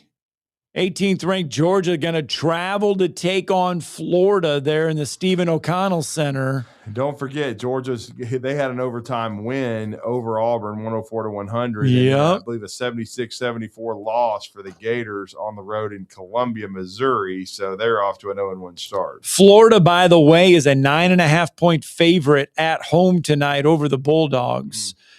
Speaking of LSU, they're hosting South Carolina. 7.5-point favorite for the Tigers. 21st ranked Tennessee going to host Texas. Tennessee, a 10.5-point favorite at home over the Longhorns. Longhorns trying to avoid an 0-2 start in SEC play as they got beat by Mississippi State over the weekend to start conference play. And then down on the Plains tonight, it's a late tip, 8 p.m. tip on the SEC network. Auburn entertains Texas A&M and Bucky McMillan. Auburn is an 8.5-point favorite at home over the Aggies. Now, head coach Stephen Pearl saying that if his Tigers don't start cutting out the mistakes defensively, yeah, he's not been happy with the defense. Could be a problem. Here's Mr. Pearl. I thought early, with 4 quick whistles, it kind of, we didn't do a good job of adjusting to it as the game went on. Obviously, like you said, there was a step up in talent, a step up in speed, a step up in quickness.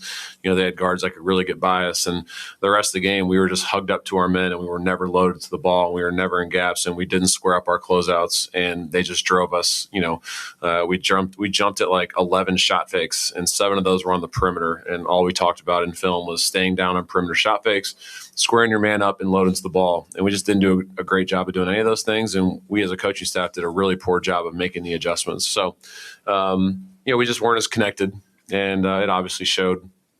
And we made 127 defensive mistakes. If you're just going to nitpick it and look through everything, 127 defensive mistakes, and we're up 3 in overtime with 3 minutes left with the ball.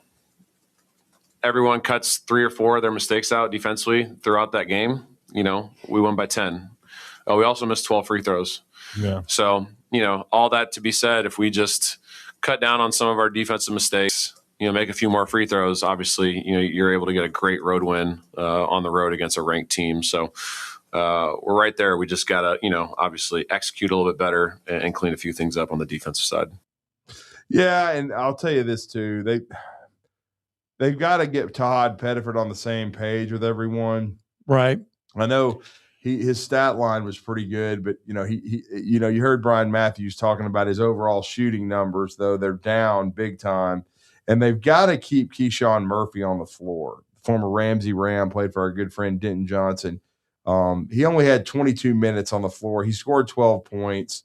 He had 7 boards.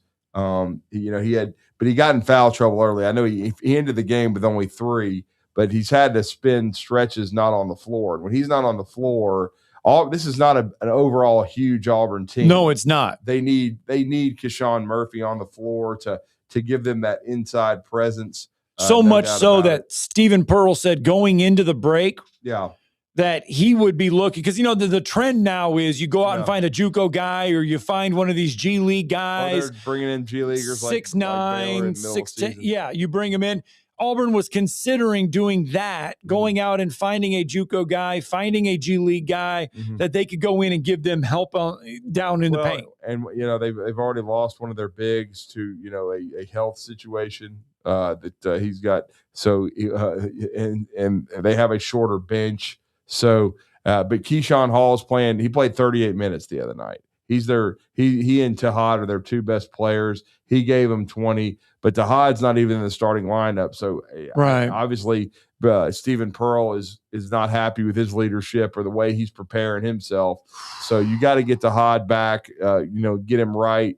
Keyshawn Hall is big, but they need Keyshawn Murphy on the floor to have to take care of business tonight against Bucky McMillan, who's had to kind of hit the reset button and had to coddle a roster together in year one in the SEC. All right, coming up in hour number 3, Andrew Monaco will join us, the voice of the Texas A&M Aggies. We'll get his thoughts on tonight's game down on the Plains. That'll be 9:30, everybody. It'll be our final guest. Third hour. See? Yeah, there we go. The third hour. Our second show with 3 hours. So let's go out to the phone lines. Let's get one in. Let's get in Jason on the phone lines this morning. Jason. Good morning, Jason. What up, Jason? Hey, good morning. How y'all doing? We're doing well. Good. Hey, do you think Pete Golden get a statue if he wins the national championship at Ole Miss? Lord, he'll get something. He'll get something. Whether it's a restaurant named after him or a bar or, but even on this short, even on a 4-game run, he would probably get a 10-year contract with a lot of leeway. You could call, do you know how cool that would be if you pulled into the Pete? Yeah. Wow. Does Eli Manning even have the statue there?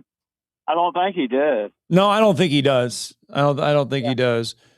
Archie Dome, Johnny Balt, and Pete Golden. Yeah. That's a scenario I never pictured. Well, if he wins the national championship, Lane Kiffin will ask that there be an asterisk put next to it that he coached the regular season. Who cares? Hey, Drew, I got one for you. Is Alabama going to try to penny up and get Keelan Keeley back? They're trying. I would assume they'd like to keep Quay Russaw as well. Those are the only 2 portal entries to me that are worth trying to keep at this point. But I heard things were looking promising yesterday with Keeley, but nothing announced. So we'll certainly see. And then Quay Russaw went to the portal yesterday. We'll see, what we're hearing on that, and if they're aggressively trying to get him to return, because they've also been recruiting some edge and some Wolf targets in the portal, and they have a guy like Xavier Griffin from Gainesville, Georgia, who could end up playing that Wolf spot. Who'll be coming in as a 5-star and a high school All-American. And by the way, his head coach Josh Niblett resigned yesterday at Gainesville High School. And apparently there's a nice opening in Opelika. Yeah, well, they certainly, from what I was hearing, Brian Moore, who had been at Hartselle, he left there. He was headed to Foley, I think I heard. So is that the landing spot for Mr. Niblett? There's a lot of feeling that might be where he's going. Not saying for sure. I might be wrong, but I did hear Josh Niblett took the defensive end or tight end's job at Colorado. Oh, well, he and Dion are friends.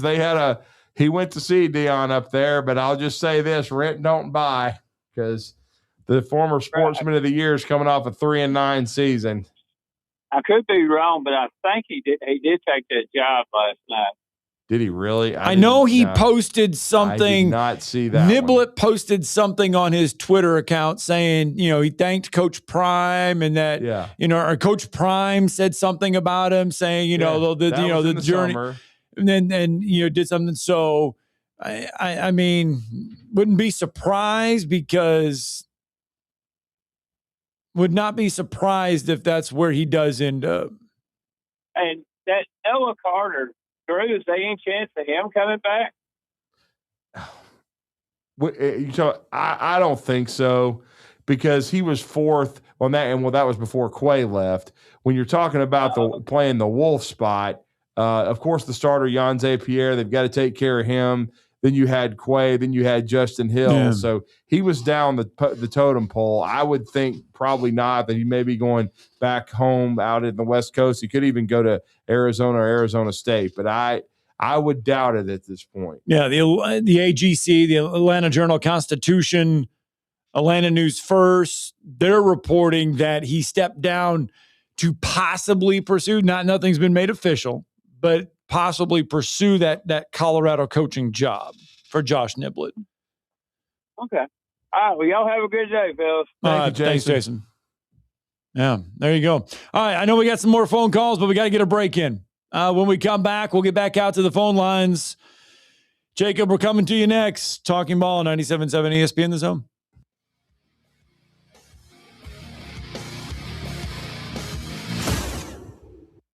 You're listening to Talkin' Ball on 97.7 ESPN The Zone. Tom Luganville here for my friends at the service department at Woody Anderson Ford. When you need service on your vehicle, whether it's a Ford or any other make, you want to get into Woody Anderson Ford, where their expert service technicians will get it diagnosed and repaired right away, the right way. And while you are there, check out all the new and pre-owned vehicles at Woody Anderson as well. They are ready to make you the best deal possible. Visit Woody Anderson Ford today. Woody Anderson Ford on Jordan Lane in Huntsville, Hughes Road in Madison, and online at WoodyAndersonFord.com. The crimson and white jerseys. Front court to the rack and the plunge. The sound of a buzzer beater. Got it to go as the buzzer sounds. The Roll Tide chant from the crowd. It can only be Alabama basketball. Join the Alabama Crimson Tide right here on your home for Alabama basketball. Listen to Alabama basketball all season long on 97.7 ESPN The Zone.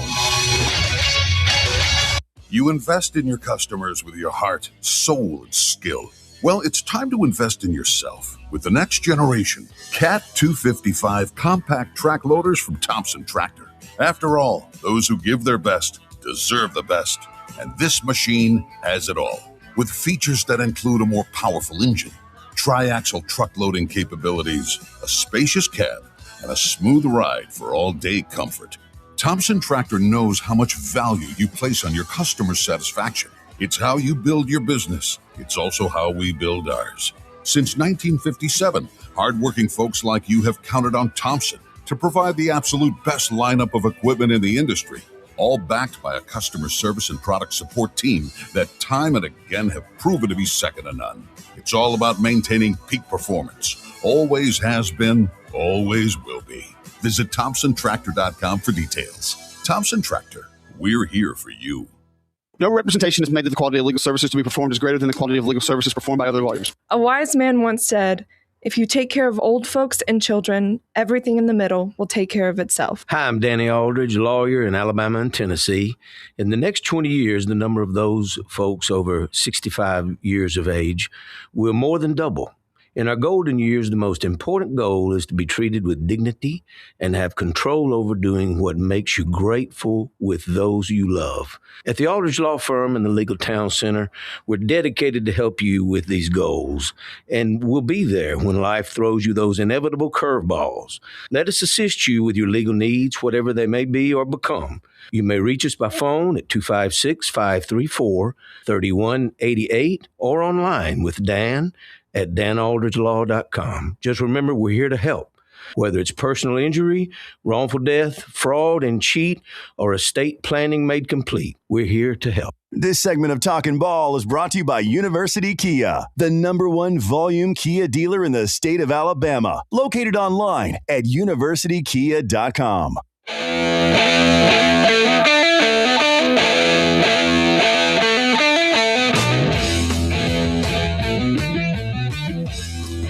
8:51 on a Tuesday morning. Talking Ball, 97.7 ESPN The Zone. Scott Tyson, Drew DeArmond. Welcome back to the show. Let's go back out to the phone lines, shall we? Let's get Jacob in real fast. Good morning, Jacob. Hey, Jacob. Good morning, guys. How y'all doing, man? We're doing well, good. buddy. I was going to ask y'all about, me and my dad were actually talking about Josh Niblett last weekend, and I wondered whatever happened to that whole thing that went on. But yeah, that was good information there. The fight, also, yeah. I was going to the ask y'all now, suspensions. Yep. Dan Miller, we heard all, and I'm not trying to beat a dead horse, but we heard all last week building up to the game of how he was finally healthy, 100%, and was really excited about getting him started. Do y'all know he had to have been late to meetings or something on the Rose Bowl trip, because he didn't even come into the fourth quarter. Do y'all know what the situation was with him? Well, he actually did come in early, and then he missed a blitz pickup. And the first sack that they had, he did not take care of business on the blitz. And then they did try to throw him a swing pass in the first half, as you would think. That didn't go anywhere either. So the few reps that he got were, let's just say, they weren't impactful. So was he rusty? Was he rusty, or he was back healthy though? Correct. I think he was close to being 100%. I'm not sure he was quite 100%. And just again, I don't think he was a great fit for the offense. I know I keep saying that, but that's why, as you saw especially after he got injured, or even when Daniel Hill got healthier, you saw Daniel Hill cut into his time. Right. And so I just think, and again, and some of it's for the entire running back room is coaching. We'll see if Robert Gillespie comes back, but I think all of them struggled in blitz pickup. So I think you're exactly right. I wish we could get old Burton Burns back. He was the best to ever do it. Yep. Yes, he was, guys. Well, y'all have a great day, man. Thanks, Jacob. All right, let's get out to Thomas making his Talking Ball debut, calling in this morning. Good morning, Thomas. What's up? Hey, how's it going? I'm doing well, Thomas. Hey, I just got a general thought. When does the NFL collective bargaining agreement expire? That's a good question. I think the reason why I'm asking, because we got a lot of quarterbacks, and the dude that came from, I guess it was Cincinnati to Texas Tech, $5 million. 2030. Say what? 2030. Okay. Well, that's a pretty good ways off to, hammer out, issues that may arise between now and then. But there's so many quarterbacks that collegiately haven't even proven a lot compared to the ones in the NFL that are making a lot less than that. And I'm wondering how out of control it's going to be by the end of this decade before it really, really becomes an issue. I know Major League Baseball is that agreement. I don't know when the agreement is, but a lot of people are thinking there's going to be some kind of work stoppage, like at midnight, after the World Series of this year. Yeah. That one runs through, the Major League Baseball one runs through 2026. It expires on December 1st, 2026. Major League Baseball's does. 2000, and a lot of people think we could have another 1994, I guess you could say. I just watched the Montreal Expos thing on that on Netflix. Oh my gosh, my heart was like, I felt so bad. Yeah. Yeah, you can bet a big issue there will be the Dodgers and all the hoarding from the deferred contracts. Oh, yeah. You're 100%. Yeah. Anyway, well, we'll see how my team, the Auburn Tigers, just got the quarterback we were looking for. But yeah, we talked about that. There's 185 quarterbacks still in the scoot shoot, as I call it, and there's only 136 BS teams, whatever the main event division is. Somebody's not going to have a job. Exactly. Well, anyway, everything sounds good, and I'll keep listening. All right, thanks, Thomas. Sir. No, he's right now. And think about this, though, because there was I think when the portal opened, there was over 4,000 college football players in the transfer portal. Over 4,000 players. And the dude that signed with Texas Tech out of Cincinnati, Yeah, Sorsby. Sorsby got like $5 million. Supposedly. 4.45 or whatever. That's more than some rookies are making in the NFL. Stupid. Really, really stupid. Think about that. Let that soak in. And if they jag and don't win it, which they will. No. But with 4,000 guys in the portal, there's going to be people not getting a job next year. All right, talking more football next. Where's the best place for sports? What about the best place for wings? If you answered Jefferson's for both, you're right. Jefferson's is also a great place for value. Every Monday, kids eat free with the purchase of an adult meal, and teachers bring your teacher ID, and you eat free every first Tuesday of the month, up to $15 at participating locations. Jefferson's, best place for sports, best place for wings, in New Market and Hampton Cove, and our new location, now open in Hartselle at 200 Main Street West, downtown. The company is Eagle Masonry and Insulation, but did you know they're also Eagle Landscaping and Dirt Work? Eagle can take care of all your landscaping needs, including irrigation, sod work, and planting, both plants and trees. On the dirt work side, Eagle can grade and build your pads, haul dirt in or out, and even do erosion control. Philip Love and his team can do it all for you. The website is the same, insulatewitheagle.com, as is the phone number, 256-755-1556. Give them a call and see what Eagle can do for you. Eagle saves you time. Eagle saves you money. From heirloom diamonds to contemporary jewels, Loring & Company is the place to find something truly special. Whether shopping for a diamond ring for that once-in-a-lifetime occasion or marking a milestone birthday or personal achievement with a Rolex watch, you'll find just the thing in our edit of the world's most sought-after brands, including David Yurman, Roberto Coin, Marco Bicego, and Fopay. Expect a treasure trove of the world's most unique, even breathtaking earrings, rings, necklaces, and bracelets, making choosing just one piece a challenge in itself. Loring & Company Jewelers on Airport Road.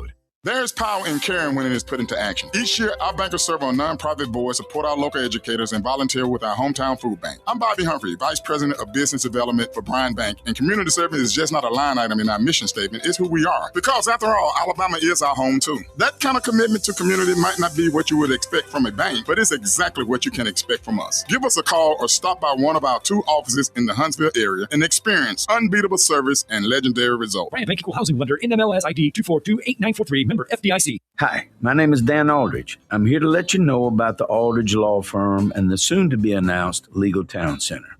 I've been practicing law in Alabama since 1984, and I also practice in Tennessee. And I'm from North Alabama, and I'm here to represent you and take care of your legal needs.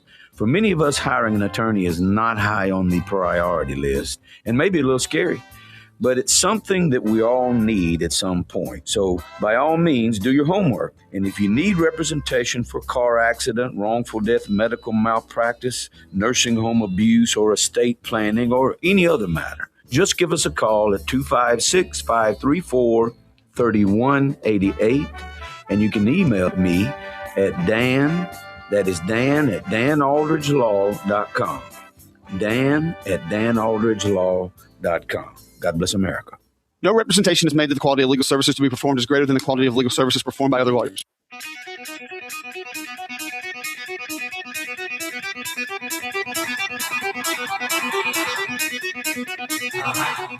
Welcome to Talkin' Ball with Scott Tyson and Drew DeArmond. Call into the Neighbors Wealth Management Hotline now, 256-576-4977. That's 256-576-4977. Now, here's Scott and Drew. Hour 3 tipping off here. Talking Ball, 97.7 ESPN The Zone. Scott Tyson, Drew DeArmond. 9 o'clock. Hour 3 is upon us. We've got the second time. Tomorrow will be third time. First week. It is. Celebrating everything. Right. Celebrating it. You know what? That means screw it. I'm going to call Jonathan. Yeah. We've got to celebrate this whole thing by having breakfast at Metro Diner. Here we go. Now Scott's just got it on the brain here. That just gives us a reason to go. Yeah. It just does. We're just going to go celebrate it because he helped us start this whole thing. So we're just going to go, and that's going to be a reason for us to have pancakes and omelets. Nothing better than extra crispy hash browns in the morning. I'm just going to do it. We're just going to text Jonathan, and we're just going to go to Met. We're just going to do it. Right. Anyway, Hour 3 is upon us. We've been talking a lot about the college football playoffs, the semifinals. We mentioned just over 48 hours from now, we will have our first team in the college football national championship game. It's either going to be Ole Miss or it's going to be Miami. One of the two.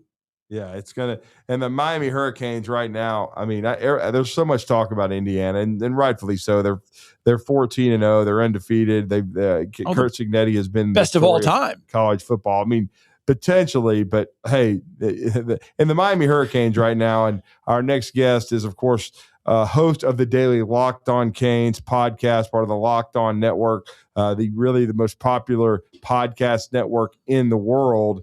And he's also host of Hurricanes Postgame on their radio network.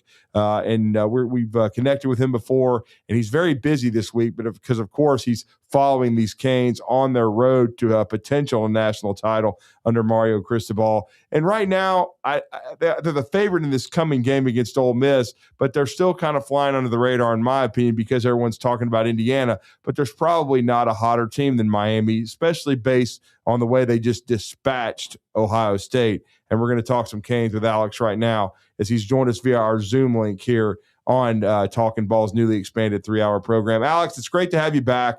You're with Drew and Scott. How are you this morning? Hey, it's great to be here. Thanks for having me. And busy is right, but the excitement outweighs however busy I might be, because opportunities like this, certainly for Miami over the last couple decades, opportunities like this don't grow on trees. So Miami fans appreciate where they are right now. You couldn't be any more excited than Michael Irvin. Huh. No, I mean, he is the absolute best. And, you know, he's been a constant on the sidelines the last couple of years. And I know he's certainly going to be at the Fiesta Bowl on Thursday. There's no doubt about that.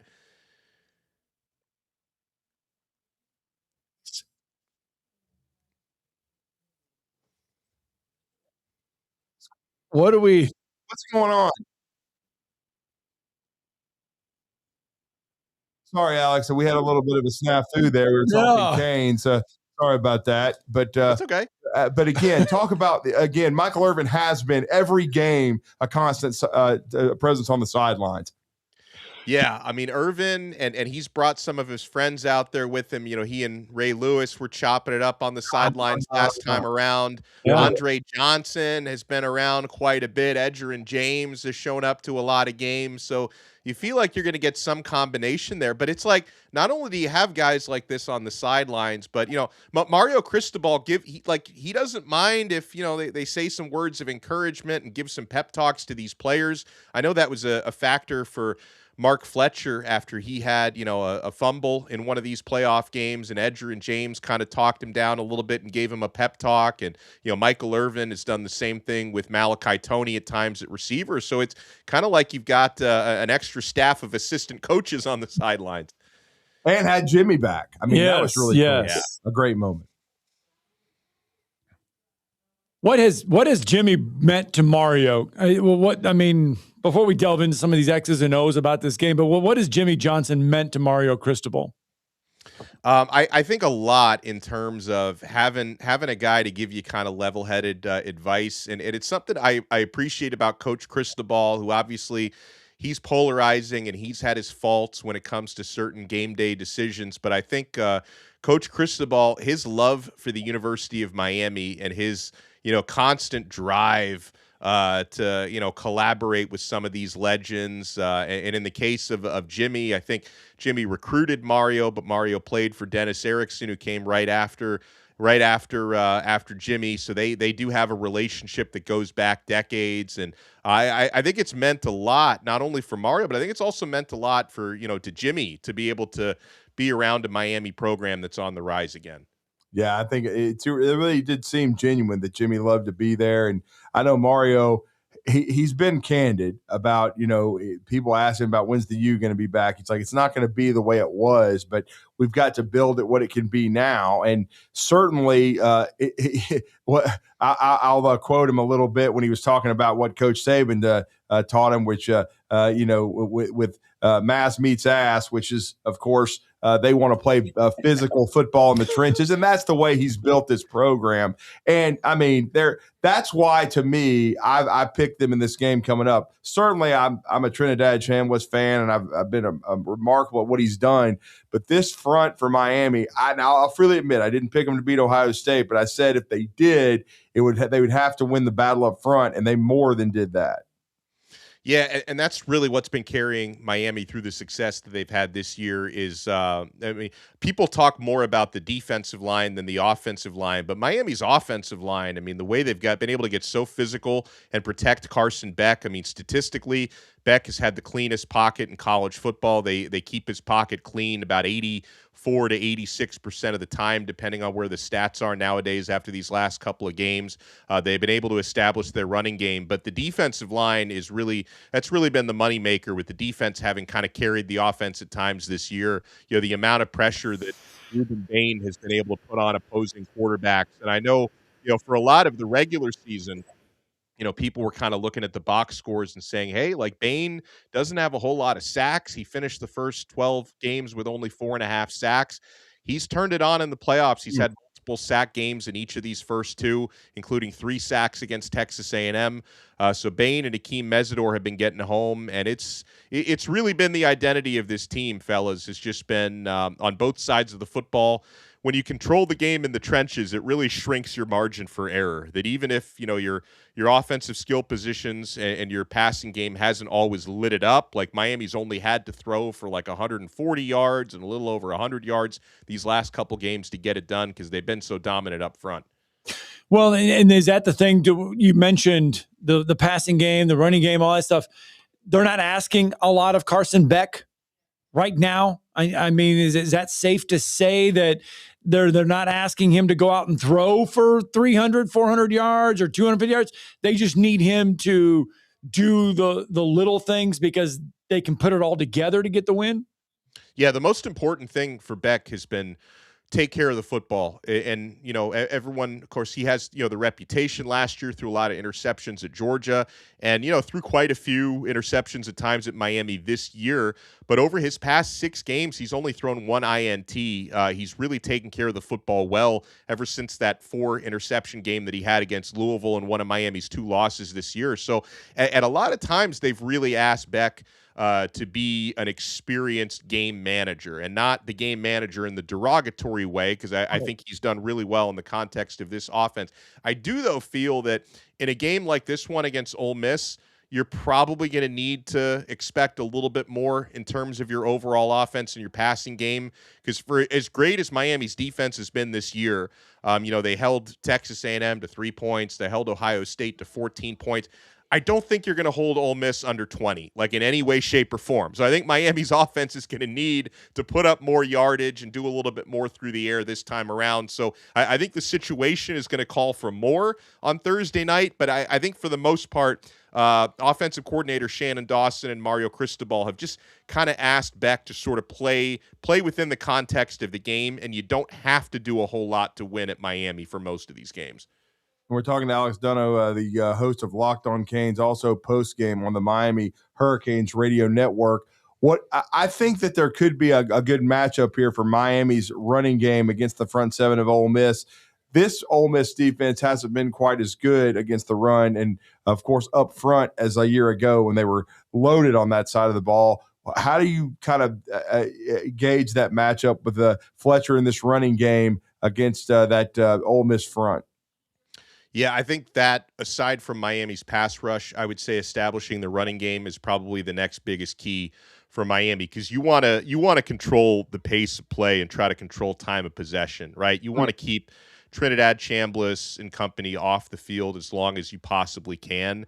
And Miami just likes to gouge, opposing defenses with Mark Fletcher, who's got so much power running between the tackles. And so, yeah, I think the running game against Ole Miss's rushing defense ranks 65th in the country. They give up some yards. They've gotten a little bit better in the playoffs, as most, teams do when you get this far. But on paper, they seem more vulnerable than Ohio State and Texas A&M, who Miami both effectively ran the football against. So I think Mark Fletcher is going to be one of the most important players for Miami's rushing attack. And you have to wonder, Are they going to be able to establish a little bit more of a perimeter running game? Because Miami has a dynamic young speed back, Gerard Pringle, who was big for the Hurricanes kind of at the end of the regular season, getting outside the tackles. But it's not, he has it, with the teams you've played, Ohio State and Texas A&M, they're so good against the perimeter running game. They weren't able to find as much success with Pringle lately.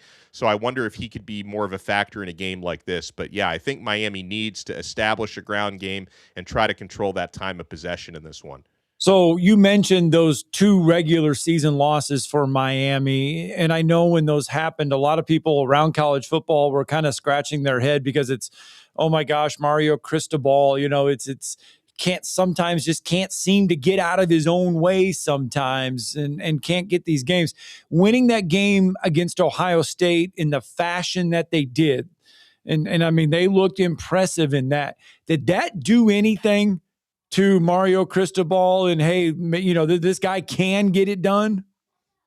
I would hope so. I mean, that's a massive win. The Texas A&M win the week before that, it was a little ugly, but it was a big win, and they had to go on the road to College Station to get it.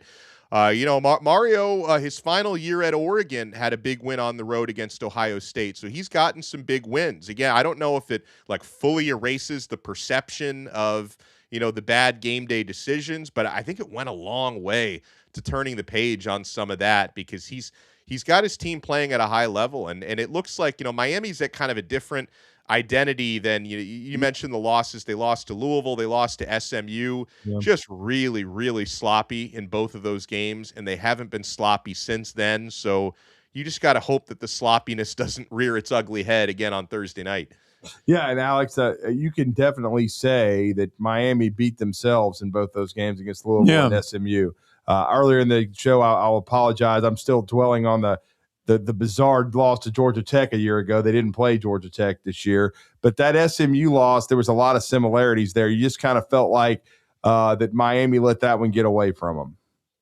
Yeah, they couldn't get out of their own way. In the SMU game, it was penalties. They had 12 or 13 penalties in the game. It was just really frustrating and I say that as a Miami guy. I think anybody watching that game on TV with all the penalties, it was really frustrating just to watch the flow of play. And in the Louisville loss, it was 4 interceptions by Carson Beck that probably did the most to lose that game. So they've got to keep playing the way they've been playing for the past 2 months. Yeah, and financially, this is good because did the ACC, am I mistaken? They said, hey, Miami, you get to keep this playoff money for this run. Is that right? Yeah, that's our understanding. I think the ACC, they need a better PR team the last couple of years. They've been sued by members of their own conference, and the ACC is going out of their way to try and treat their bigger brands. Obviously, even though Florida State's been down, it's a massive brand. Clemson is a massive brand. Miami's a really big brand. I think they're trying to go out of their way to say, hey, they now have an uneven revenue split where the higher your TV ratings are, the more money you make, and now you get to keep your whole playoff share. The ACC is going out of their way to try to treat teams like Miami as kindly as they possibly can. Well, Alex, we're to close it out. They're playing against a magical QB in Trinidad Chambliss, who I love. But what if Miami's to win this game? What are the in your opinion the key factors? And then finally, what would it mean if they win this game? Having it's almost like going back in time, having a de facto home game for a national title. Yeah, in terms of what they have to do, they have to contain Trinidad Chambliss. He makes his best plays when he's extending plays, getting outside of the pocket, the way he's so accurate, seeing the field, splitting it out to all of his receivers. Miami needs to contain him, collapse his pocket, make him uncomfortable.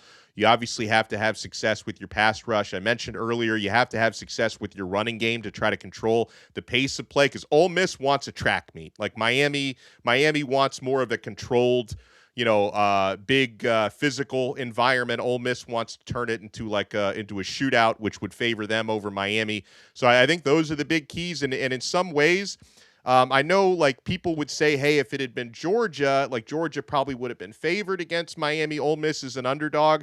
I think in a lot of ways, this Ole Miss matchup could be more dangerous because Miami tends to do better against the teams that just line it up and play physical, and they tend to not do as well against the teams with really dynamic, creative offenses. So this is not an easy matchup for the Hurricanes. In terms of what it would mean to win this game, you know, a lot of Miami fans who are, you know, in their 30s, 40s, 50s and above, you know, we kind of live in a time capsule where it's still, you know, 2001, or at least we'd like it to be. So this is basically turning back the clock and getting Miami back to the glory days. And I give Mario Cristobal a ton of credit for taking the team this far. As a Miami alum, as a guy who won 2 national titles in Miami, like he knows what it needs to look like to be at that level. And he's gotten this team really close. And if they can win on Thursday night, they'd be essentially hosting the national championship game. It's going to be in South Florida, which would be an unbelievable opportunity. So, you know, I guess if they win this next game, you could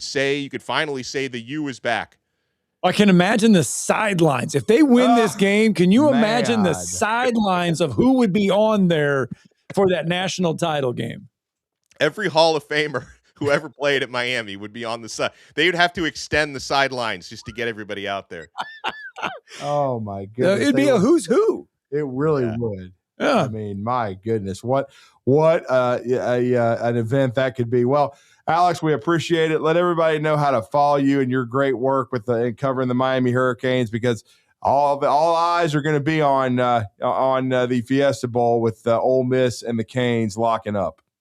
Thank you for having me, and you can find me on Locked On Canes. You know, we're on YouTube, all the podcast platforms. Just search Locked On Canes. I also co-host Locked On ACC. You can find that at all the podcast platforms. And yeah, thanks again, guys, for having me. It should be a great game on Thursday. Thank you, thanks, sir. Alex. Alex doing a great job there and giving us the latest on the Canes. I mean, heck, the ACC, they're just saying, screw it, keep the money. Yeah, just take the money and run. Run! You got to give you $14 million. It's all yours. Wow.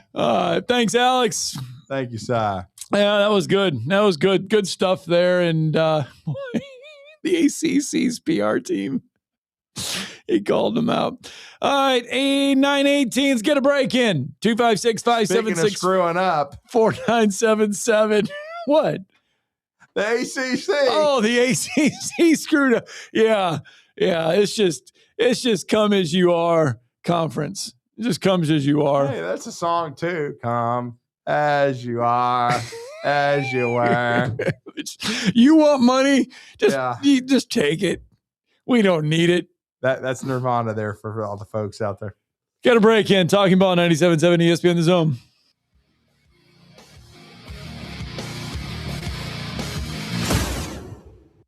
You're listening to Talkin' Ball on 97.7 ESPN The Zone.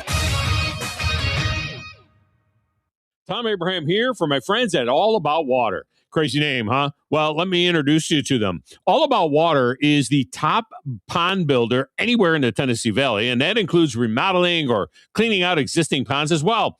They also have monthly maintenance plans for your pond. Don't have a pond? Well, how about a fountain or water feature for your property to bring that soothing sound of running water to your happy place? On the other hand, maybe you have water on your property that you don't want. Well, Ryan at All About Water is all about water, so he could take care of that as well. He has a background in fluid dynamics, and what that means is that he could take care of any water issue that you have.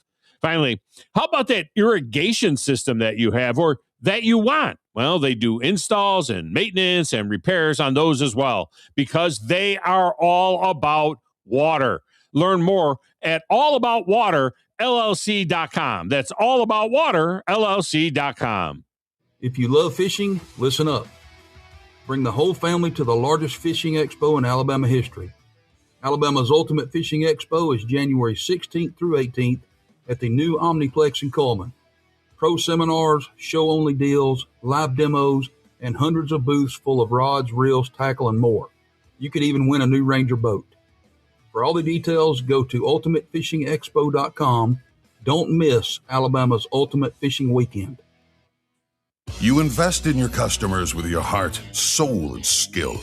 Well, it's time to invest in yourself with the next generation Cat 255 compact track loaders from Thompson Tractor. After all, those who give their best deserve the best.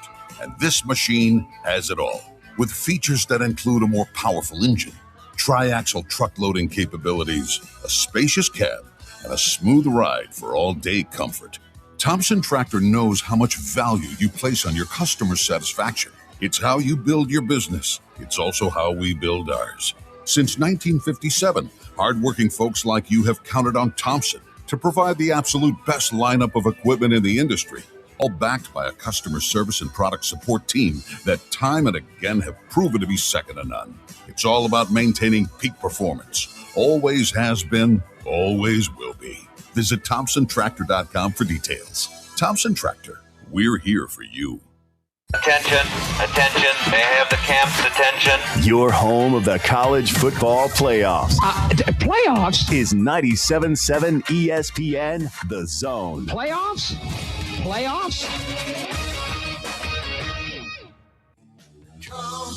As you are, as you were. Uh-oh. Here we go. A classic. As a friend, as a friend, as another enemy. Was that from Teen Spirit? Yes. That was from their all-timer. Yeah.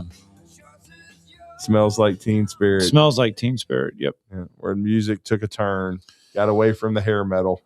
It did. Yeah. What do they call that? The grunge? Grunge. It was the first taste of grunge.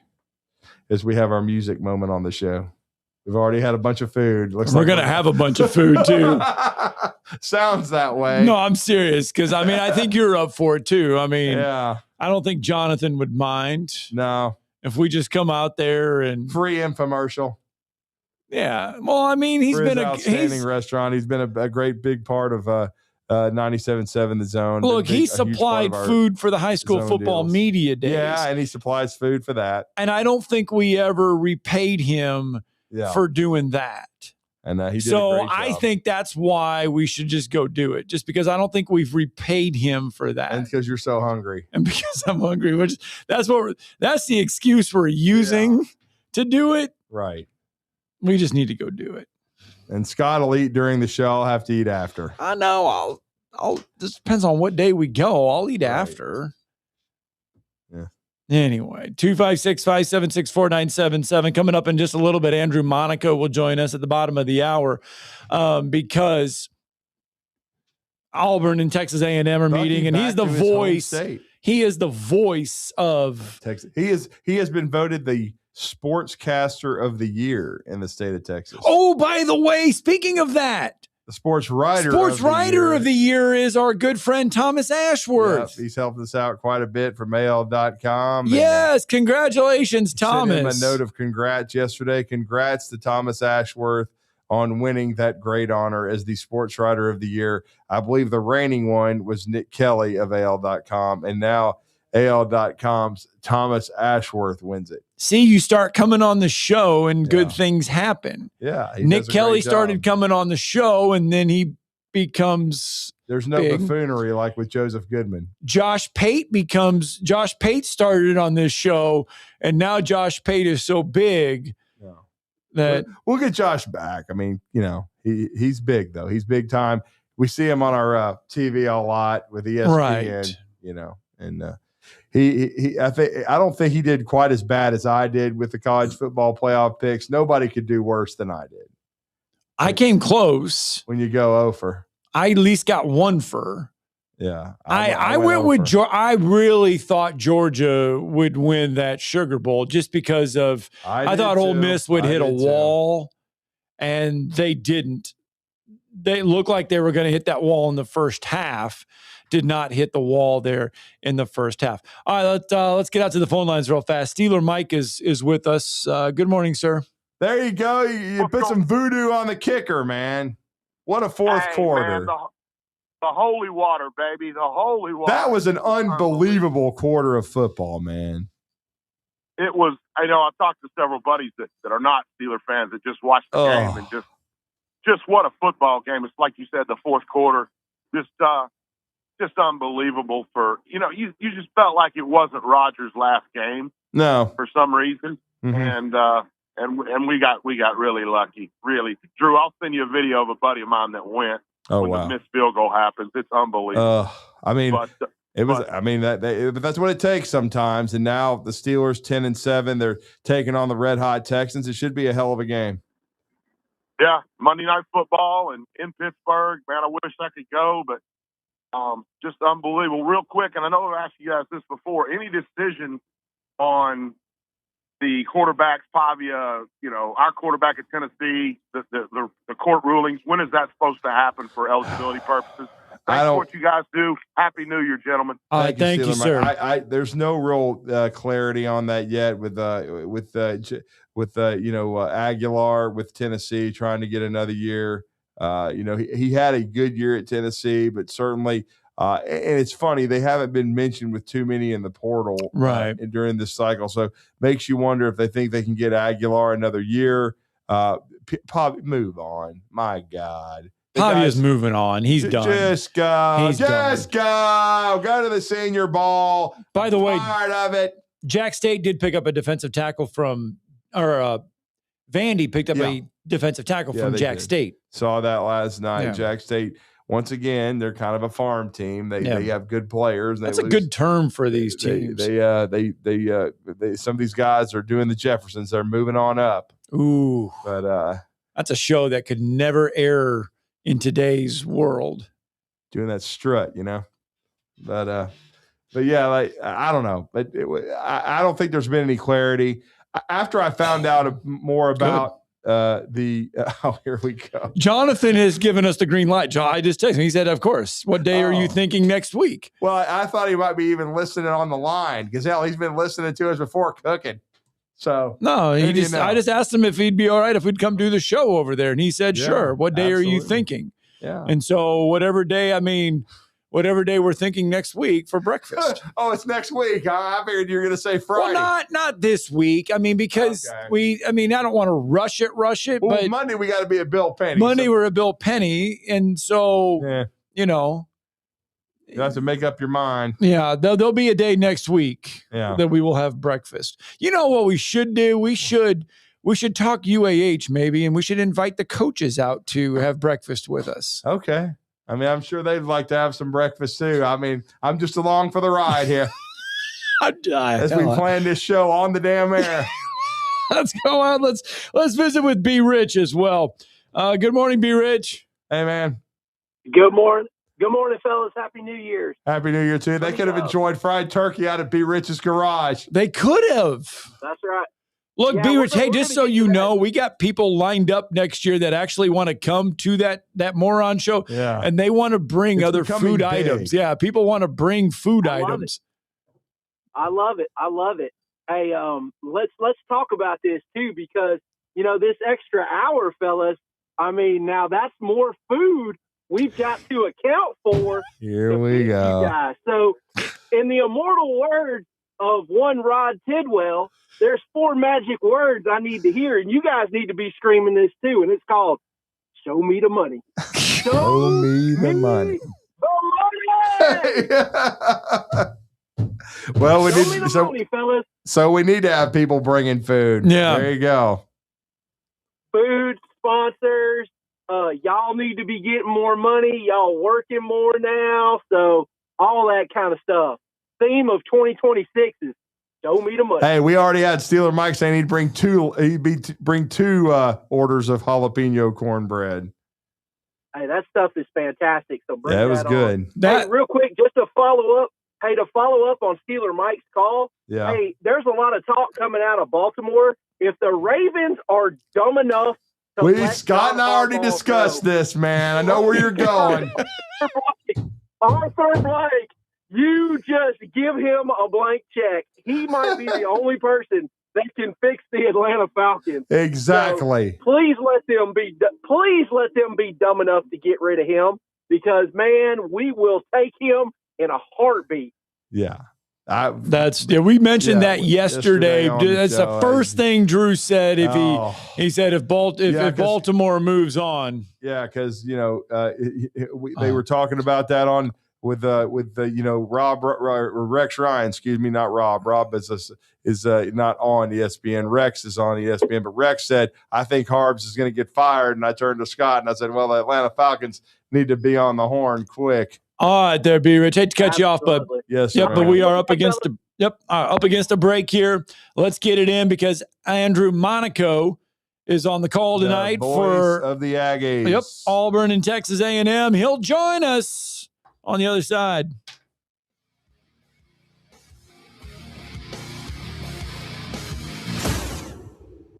You're listening to Talkin' Ball on 97.7 ESPN The Zone. Your Fox 54 weather.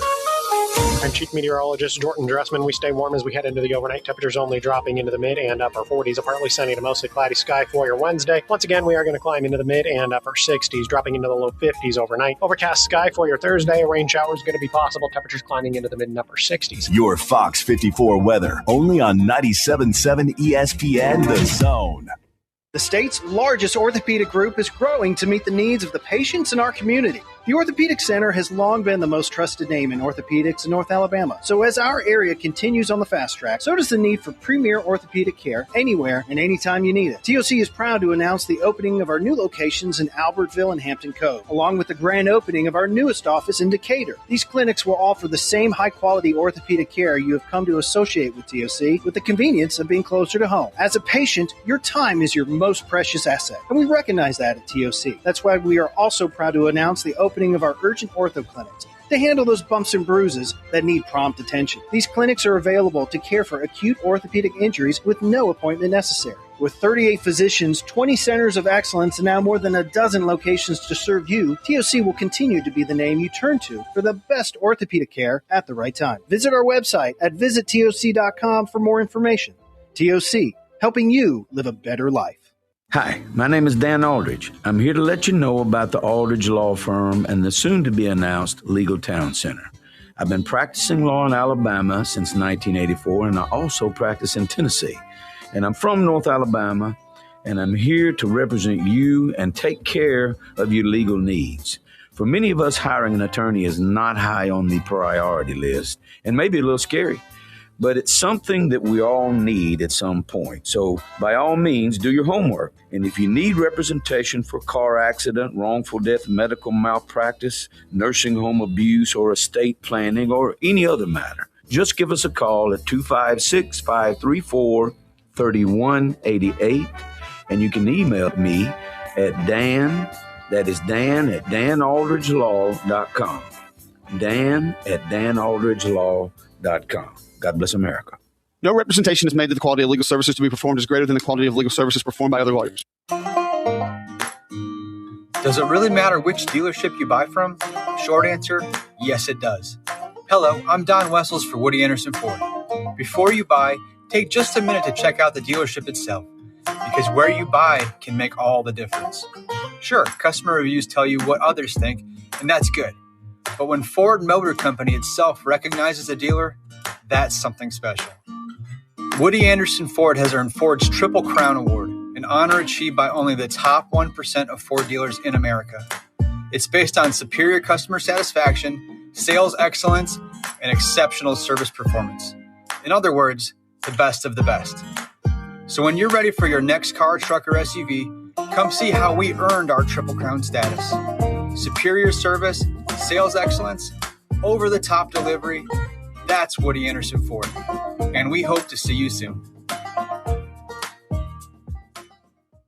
The Tom Abraham Show, weekdays beginning at noon on 97.7 ESPN The Zone and WZZN TV.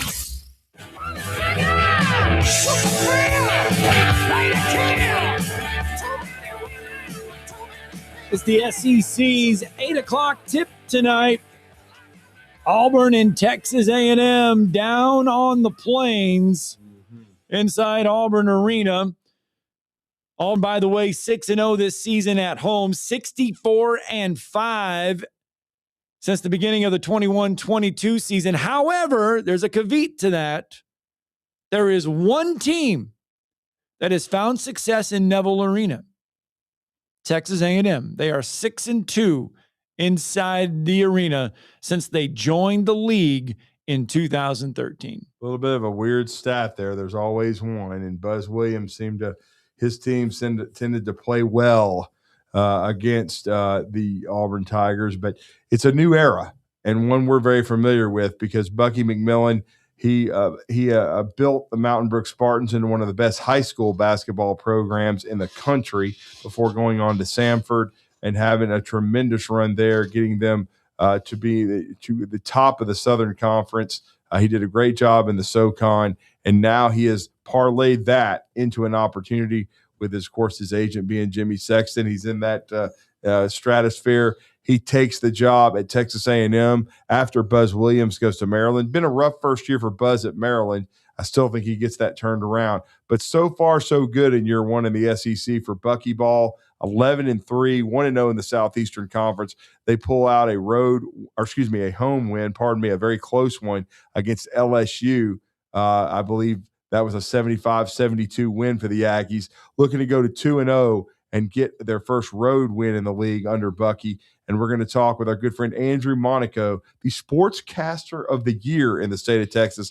And that's quite an accomplishment when you talk about how big that state is. Yeah. But he's joined us in the past, and he's the voice of the Aggies, and we're going to talk some Aggie hoops this morning. Andrew, first of all, congratulations on the honor, sir, and thank you for the time you're on in Huntsville with Drew and Scott. Thank you very much. Very kind of you, and I love being with you guys. Thank you. Andrew, I got to say, you come out of Buzz Williams and you go to Bucky McMillan. What's it been like having to call Texas A&M games in the 100-point category? So far this season, and this is a Buzz phrase. So far this season, we haven't had what Buzz would refer to as a tractor pull. We've been having some points that have been scored. I tell you what, I loved my time with Buzz. Enjoyed those 6 years. He honestly is one of the most fascinating people I've been around, and love what he did at A&M. Bucky McMillan has embraced not just this team, but the university. He was everywhere before the season got started. He was at baseball in the spring after he was hired. He was at softball, every football game. And I know you use that for recruiting, but he's at track. He's at cross country. He was everywhere, embraced, to let you know that I want to be here. This wasn't Bucky saying, "Oh, look at me." And I think that is a big difference. Buzz wasn't always that way. Buzz was very interested in what was going on, very outgoing. And I think that has helped with him saying and being very honest about this team, about how they're going to play, about who they're going to bring in, not guaranteeing anything except, you know what, there's going to be effort. We're going to play hard. We're going to build. There's a good foundation.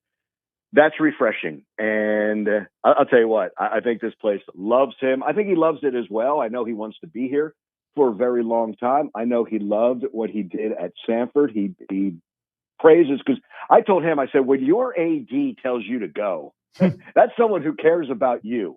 And he's got so much respect for Mark Newton. And it's been a very good fit. I think Trev Alberts did an outstanding job bringing in Bucky, and I think there are going to be some schools that are going to say, wait a second, we had a shot at that guy? Because I think he's going to have success at Texas A&M.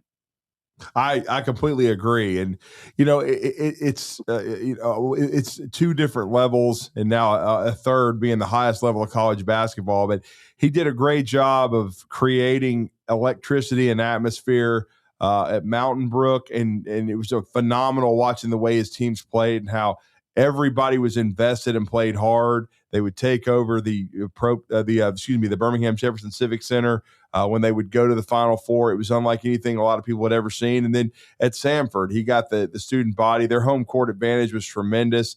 He just knows the formula to get everybody together. He's kind of a connector of people, and I have no doubt that in Aggie land that it's going to be a tough home court advantage. He's done a great job. I mean, the thing that's been pretty interesting to watch is, as you know, Andrew, he got started a little late. That this roster that he had to put together, he had to do it on the fly. It wasn't easy. And they bought into his vision. you know what I mean? Like, you can watch Sanford and you can watch Mountain Brook. And the one thing I love that you said, connector with people, I think is so important. And I know in 2026, college athletics has changed, is changing. I think that connection is important for your players, your staff, your university, and for those fans. And the thing that strikes me time and time again is Bucky trusts himself. This is what I'm doing. And he dives right in and says, look, there's that belief, and it's not a false belief. Like, I have to say this, like, coming in, everyone's like, oh, I can't wait to watch Bucky ball. Well, now that I've watched Bucky ball for like 15 games, and I joke with Bucky about this isn't some gimmick. No. It's a name that's there, but it's not a gimmick. Obviously, it's analytic driven, but there's a connection to the players, how I feel, who's doing this. But there's old school motion. You're still cutting to the basket. You're still changing sides. I'm coming from the Spurs where you're going from good to great, and I'm watching this offense go from good to great to greater. Like the passing, the cutting, and I get that there are numbers to that. It's enjoyable to watch. But to me, it's that belief that he has. And he said, look, I'm going to credit this first-year team so much because they had to believe in my vision, or in our vision. I need to say our, not my. And they have. And it's been important. And you're right. Look, after April 7th, when everybody was signing, you had to, because with NIL deals and with the house settlement and all of that, everybody wanted to be secure. So you're coming in after April 7th. I'll tell you a funny story, because what Buzz had built made Reed Arena a really good place. So I'm talking to assistant coach Kyle Keller, who had been here before at A&M. And I said, oh, Buzz left this place in good shape. Kyle looked me right in the face. He goes, no, he didn't. There's only one guy left. I said, yeah, I understand that part. Hold on. Let me reverse it. It's not a basketball school, but it's not like, here's the thing that gets me is people are like, oh, well, it has to be a basketball school. It doesn't have to be. Football has to be good in this day and age. It has to be good in this day and age. It's the driver of money. But that doesn't mean you can't have other good programs. And when football is good, the campus is better. And we found out when basketball is good, the campus is better. And at Texas A&M, when baseball is good, the campus is better. And that's the thing. I don't think Bucky fights that. I think he's a part of that. And now we'll say, look, football's over. Reed is the place to be. Come watch us. You don't know if you're going to see Ruben Dominguez hit 10 threes in a game. That's a new record. You don't know if you're going to see another time. 6 times this year they've scored 100 or more points. You don't know what you're going to see when you come to this game. But we promise you it's going to be something that you're going to remember. And it's not just once, all the time. And he said, look, the SEC, we've got to take care of home. We have to take care of home and then try to get the road games when we can.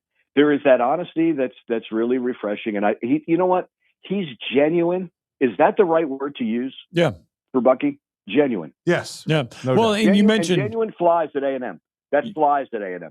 You mentioned not knowing what you're going to get to see every night. It's a different adventure, but you do know they're going to share the basketball. I mean, you do know that they're going to share it. They share it well, and they're one of the best teams in the country in sharing the basketball. And they've done that early, and it just continued. And it's not like it's one player who's going to have the 9 assists.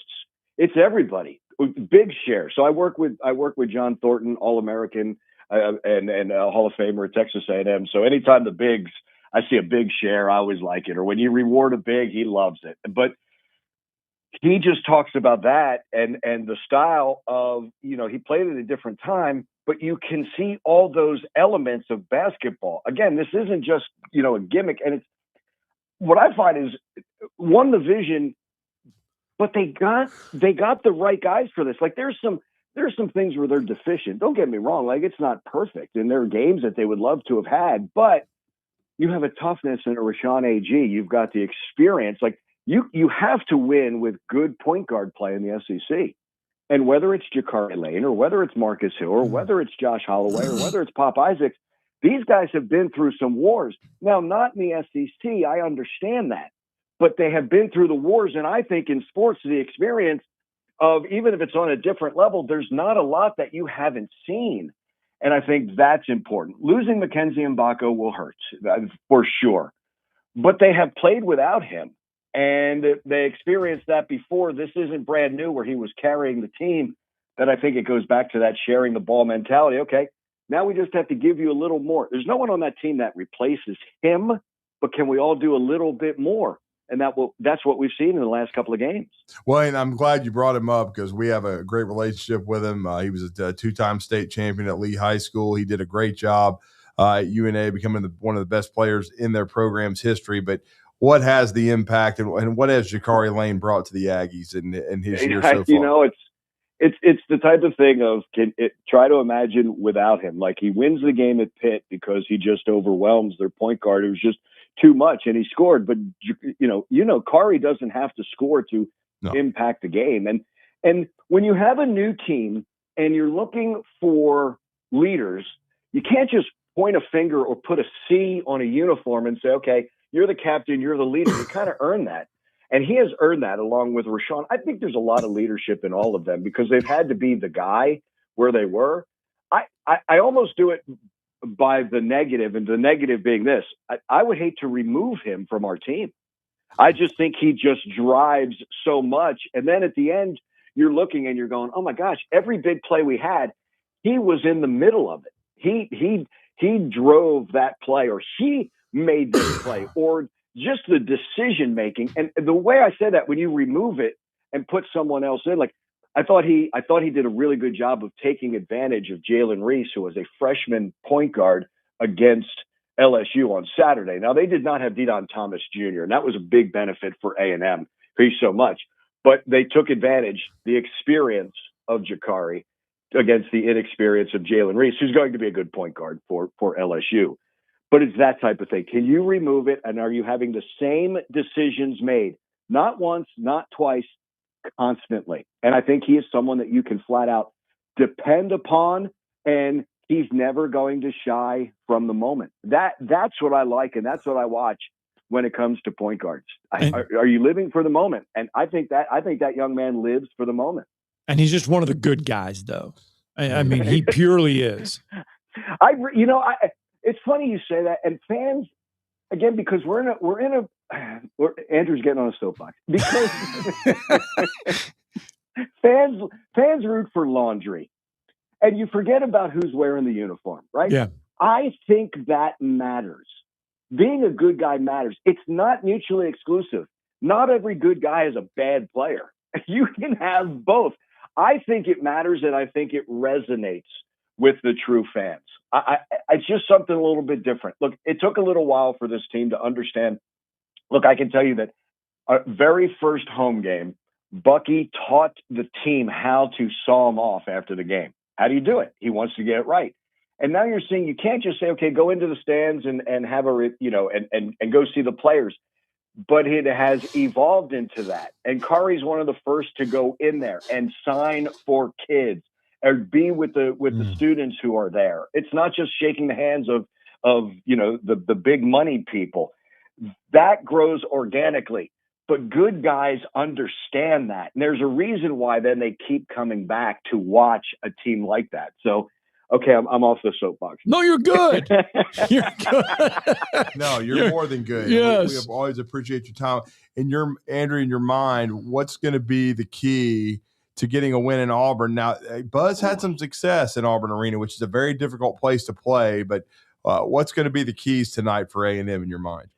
Effort absolutely has to be there, as Bucky said. Where we lose in Baco is there's a couple players who are now out of position, and they're not.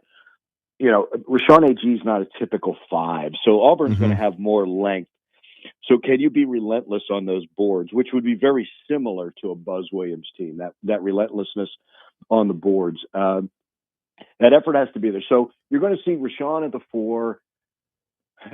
Rylan Griffin's another one that I really former love Bama guy. Yep.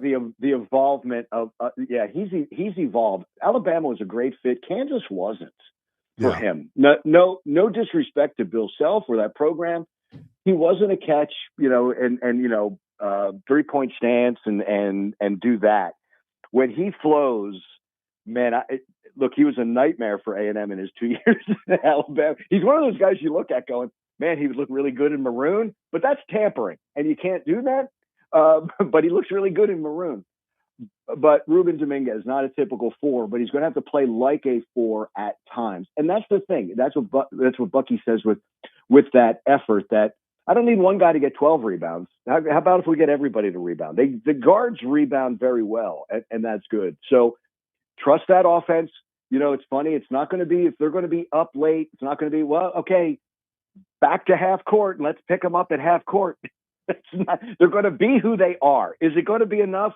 We don't know. But again, when you get through those lulls, how do you get out of it? How do you get through a drought? And on the highs, can you keep doing it? But Bucky's really big on, look, if you can give me 30 seconds before you get tired, then I want everything for 30 seconds, and I will get you out and get somebody back in. If it's 2.5 minutes, I will do that. Their depth is impressive. I joke with Bucky, I don't know if I want the maroon team or if I want the white team. I like that kind of depth, which he has to have, but I don't think there's a lot of drop-off when you bring in a Pop Isaacs and a Josh Holloway just in the backcourt. And they do have some bigs. So Zach Clements is going to have to, play big as well, coming off the bench, some size. But effort's always there, and just trusting what they do for 40 minutes, knowing that you're going to face, an atmosphere they've not played it. We played at Oklahoma State in game number 3, and I don't think it was the same as what they're going to see. They got a taste and failed miserably in that game. It was not good.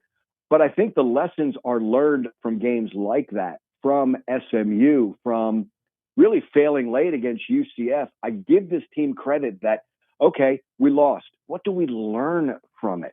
And but it's not just, okay, we're only going to learn in losses. You learn in the wins what we can do, what we can do better down the stretch or during this point. So, this team is still evolving, but you're seeing that they have the identity, and there's a lot of things that go into that identity, and they're playing to that identity more and more consistently.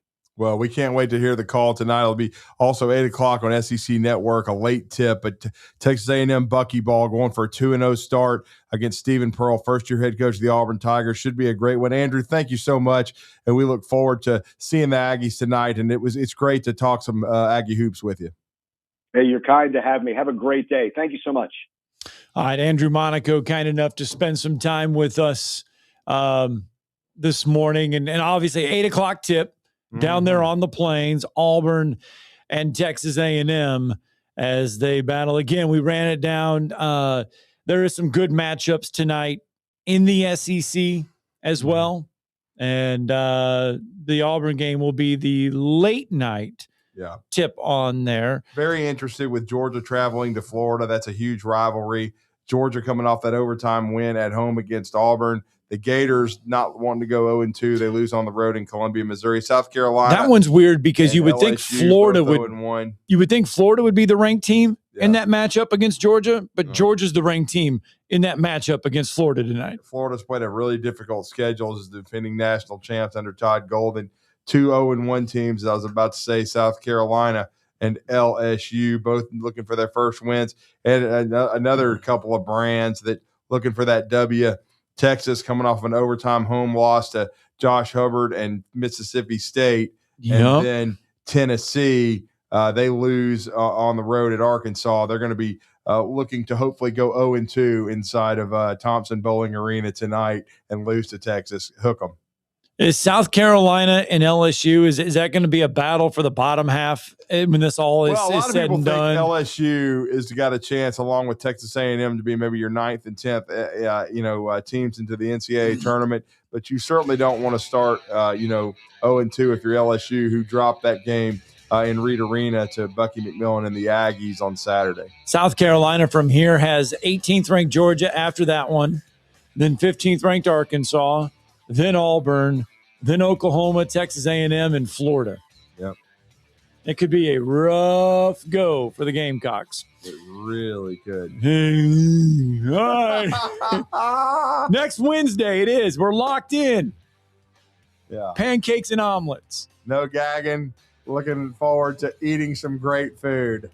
Just doing it because we can. Absolutely. Probably not supposed to, but oh well. Making it up on the fly. All right. Multitasking. We're back at it tomorrow morning, 7 a.m. to 10, Talking Ball, 97.7 ESPN The Zone.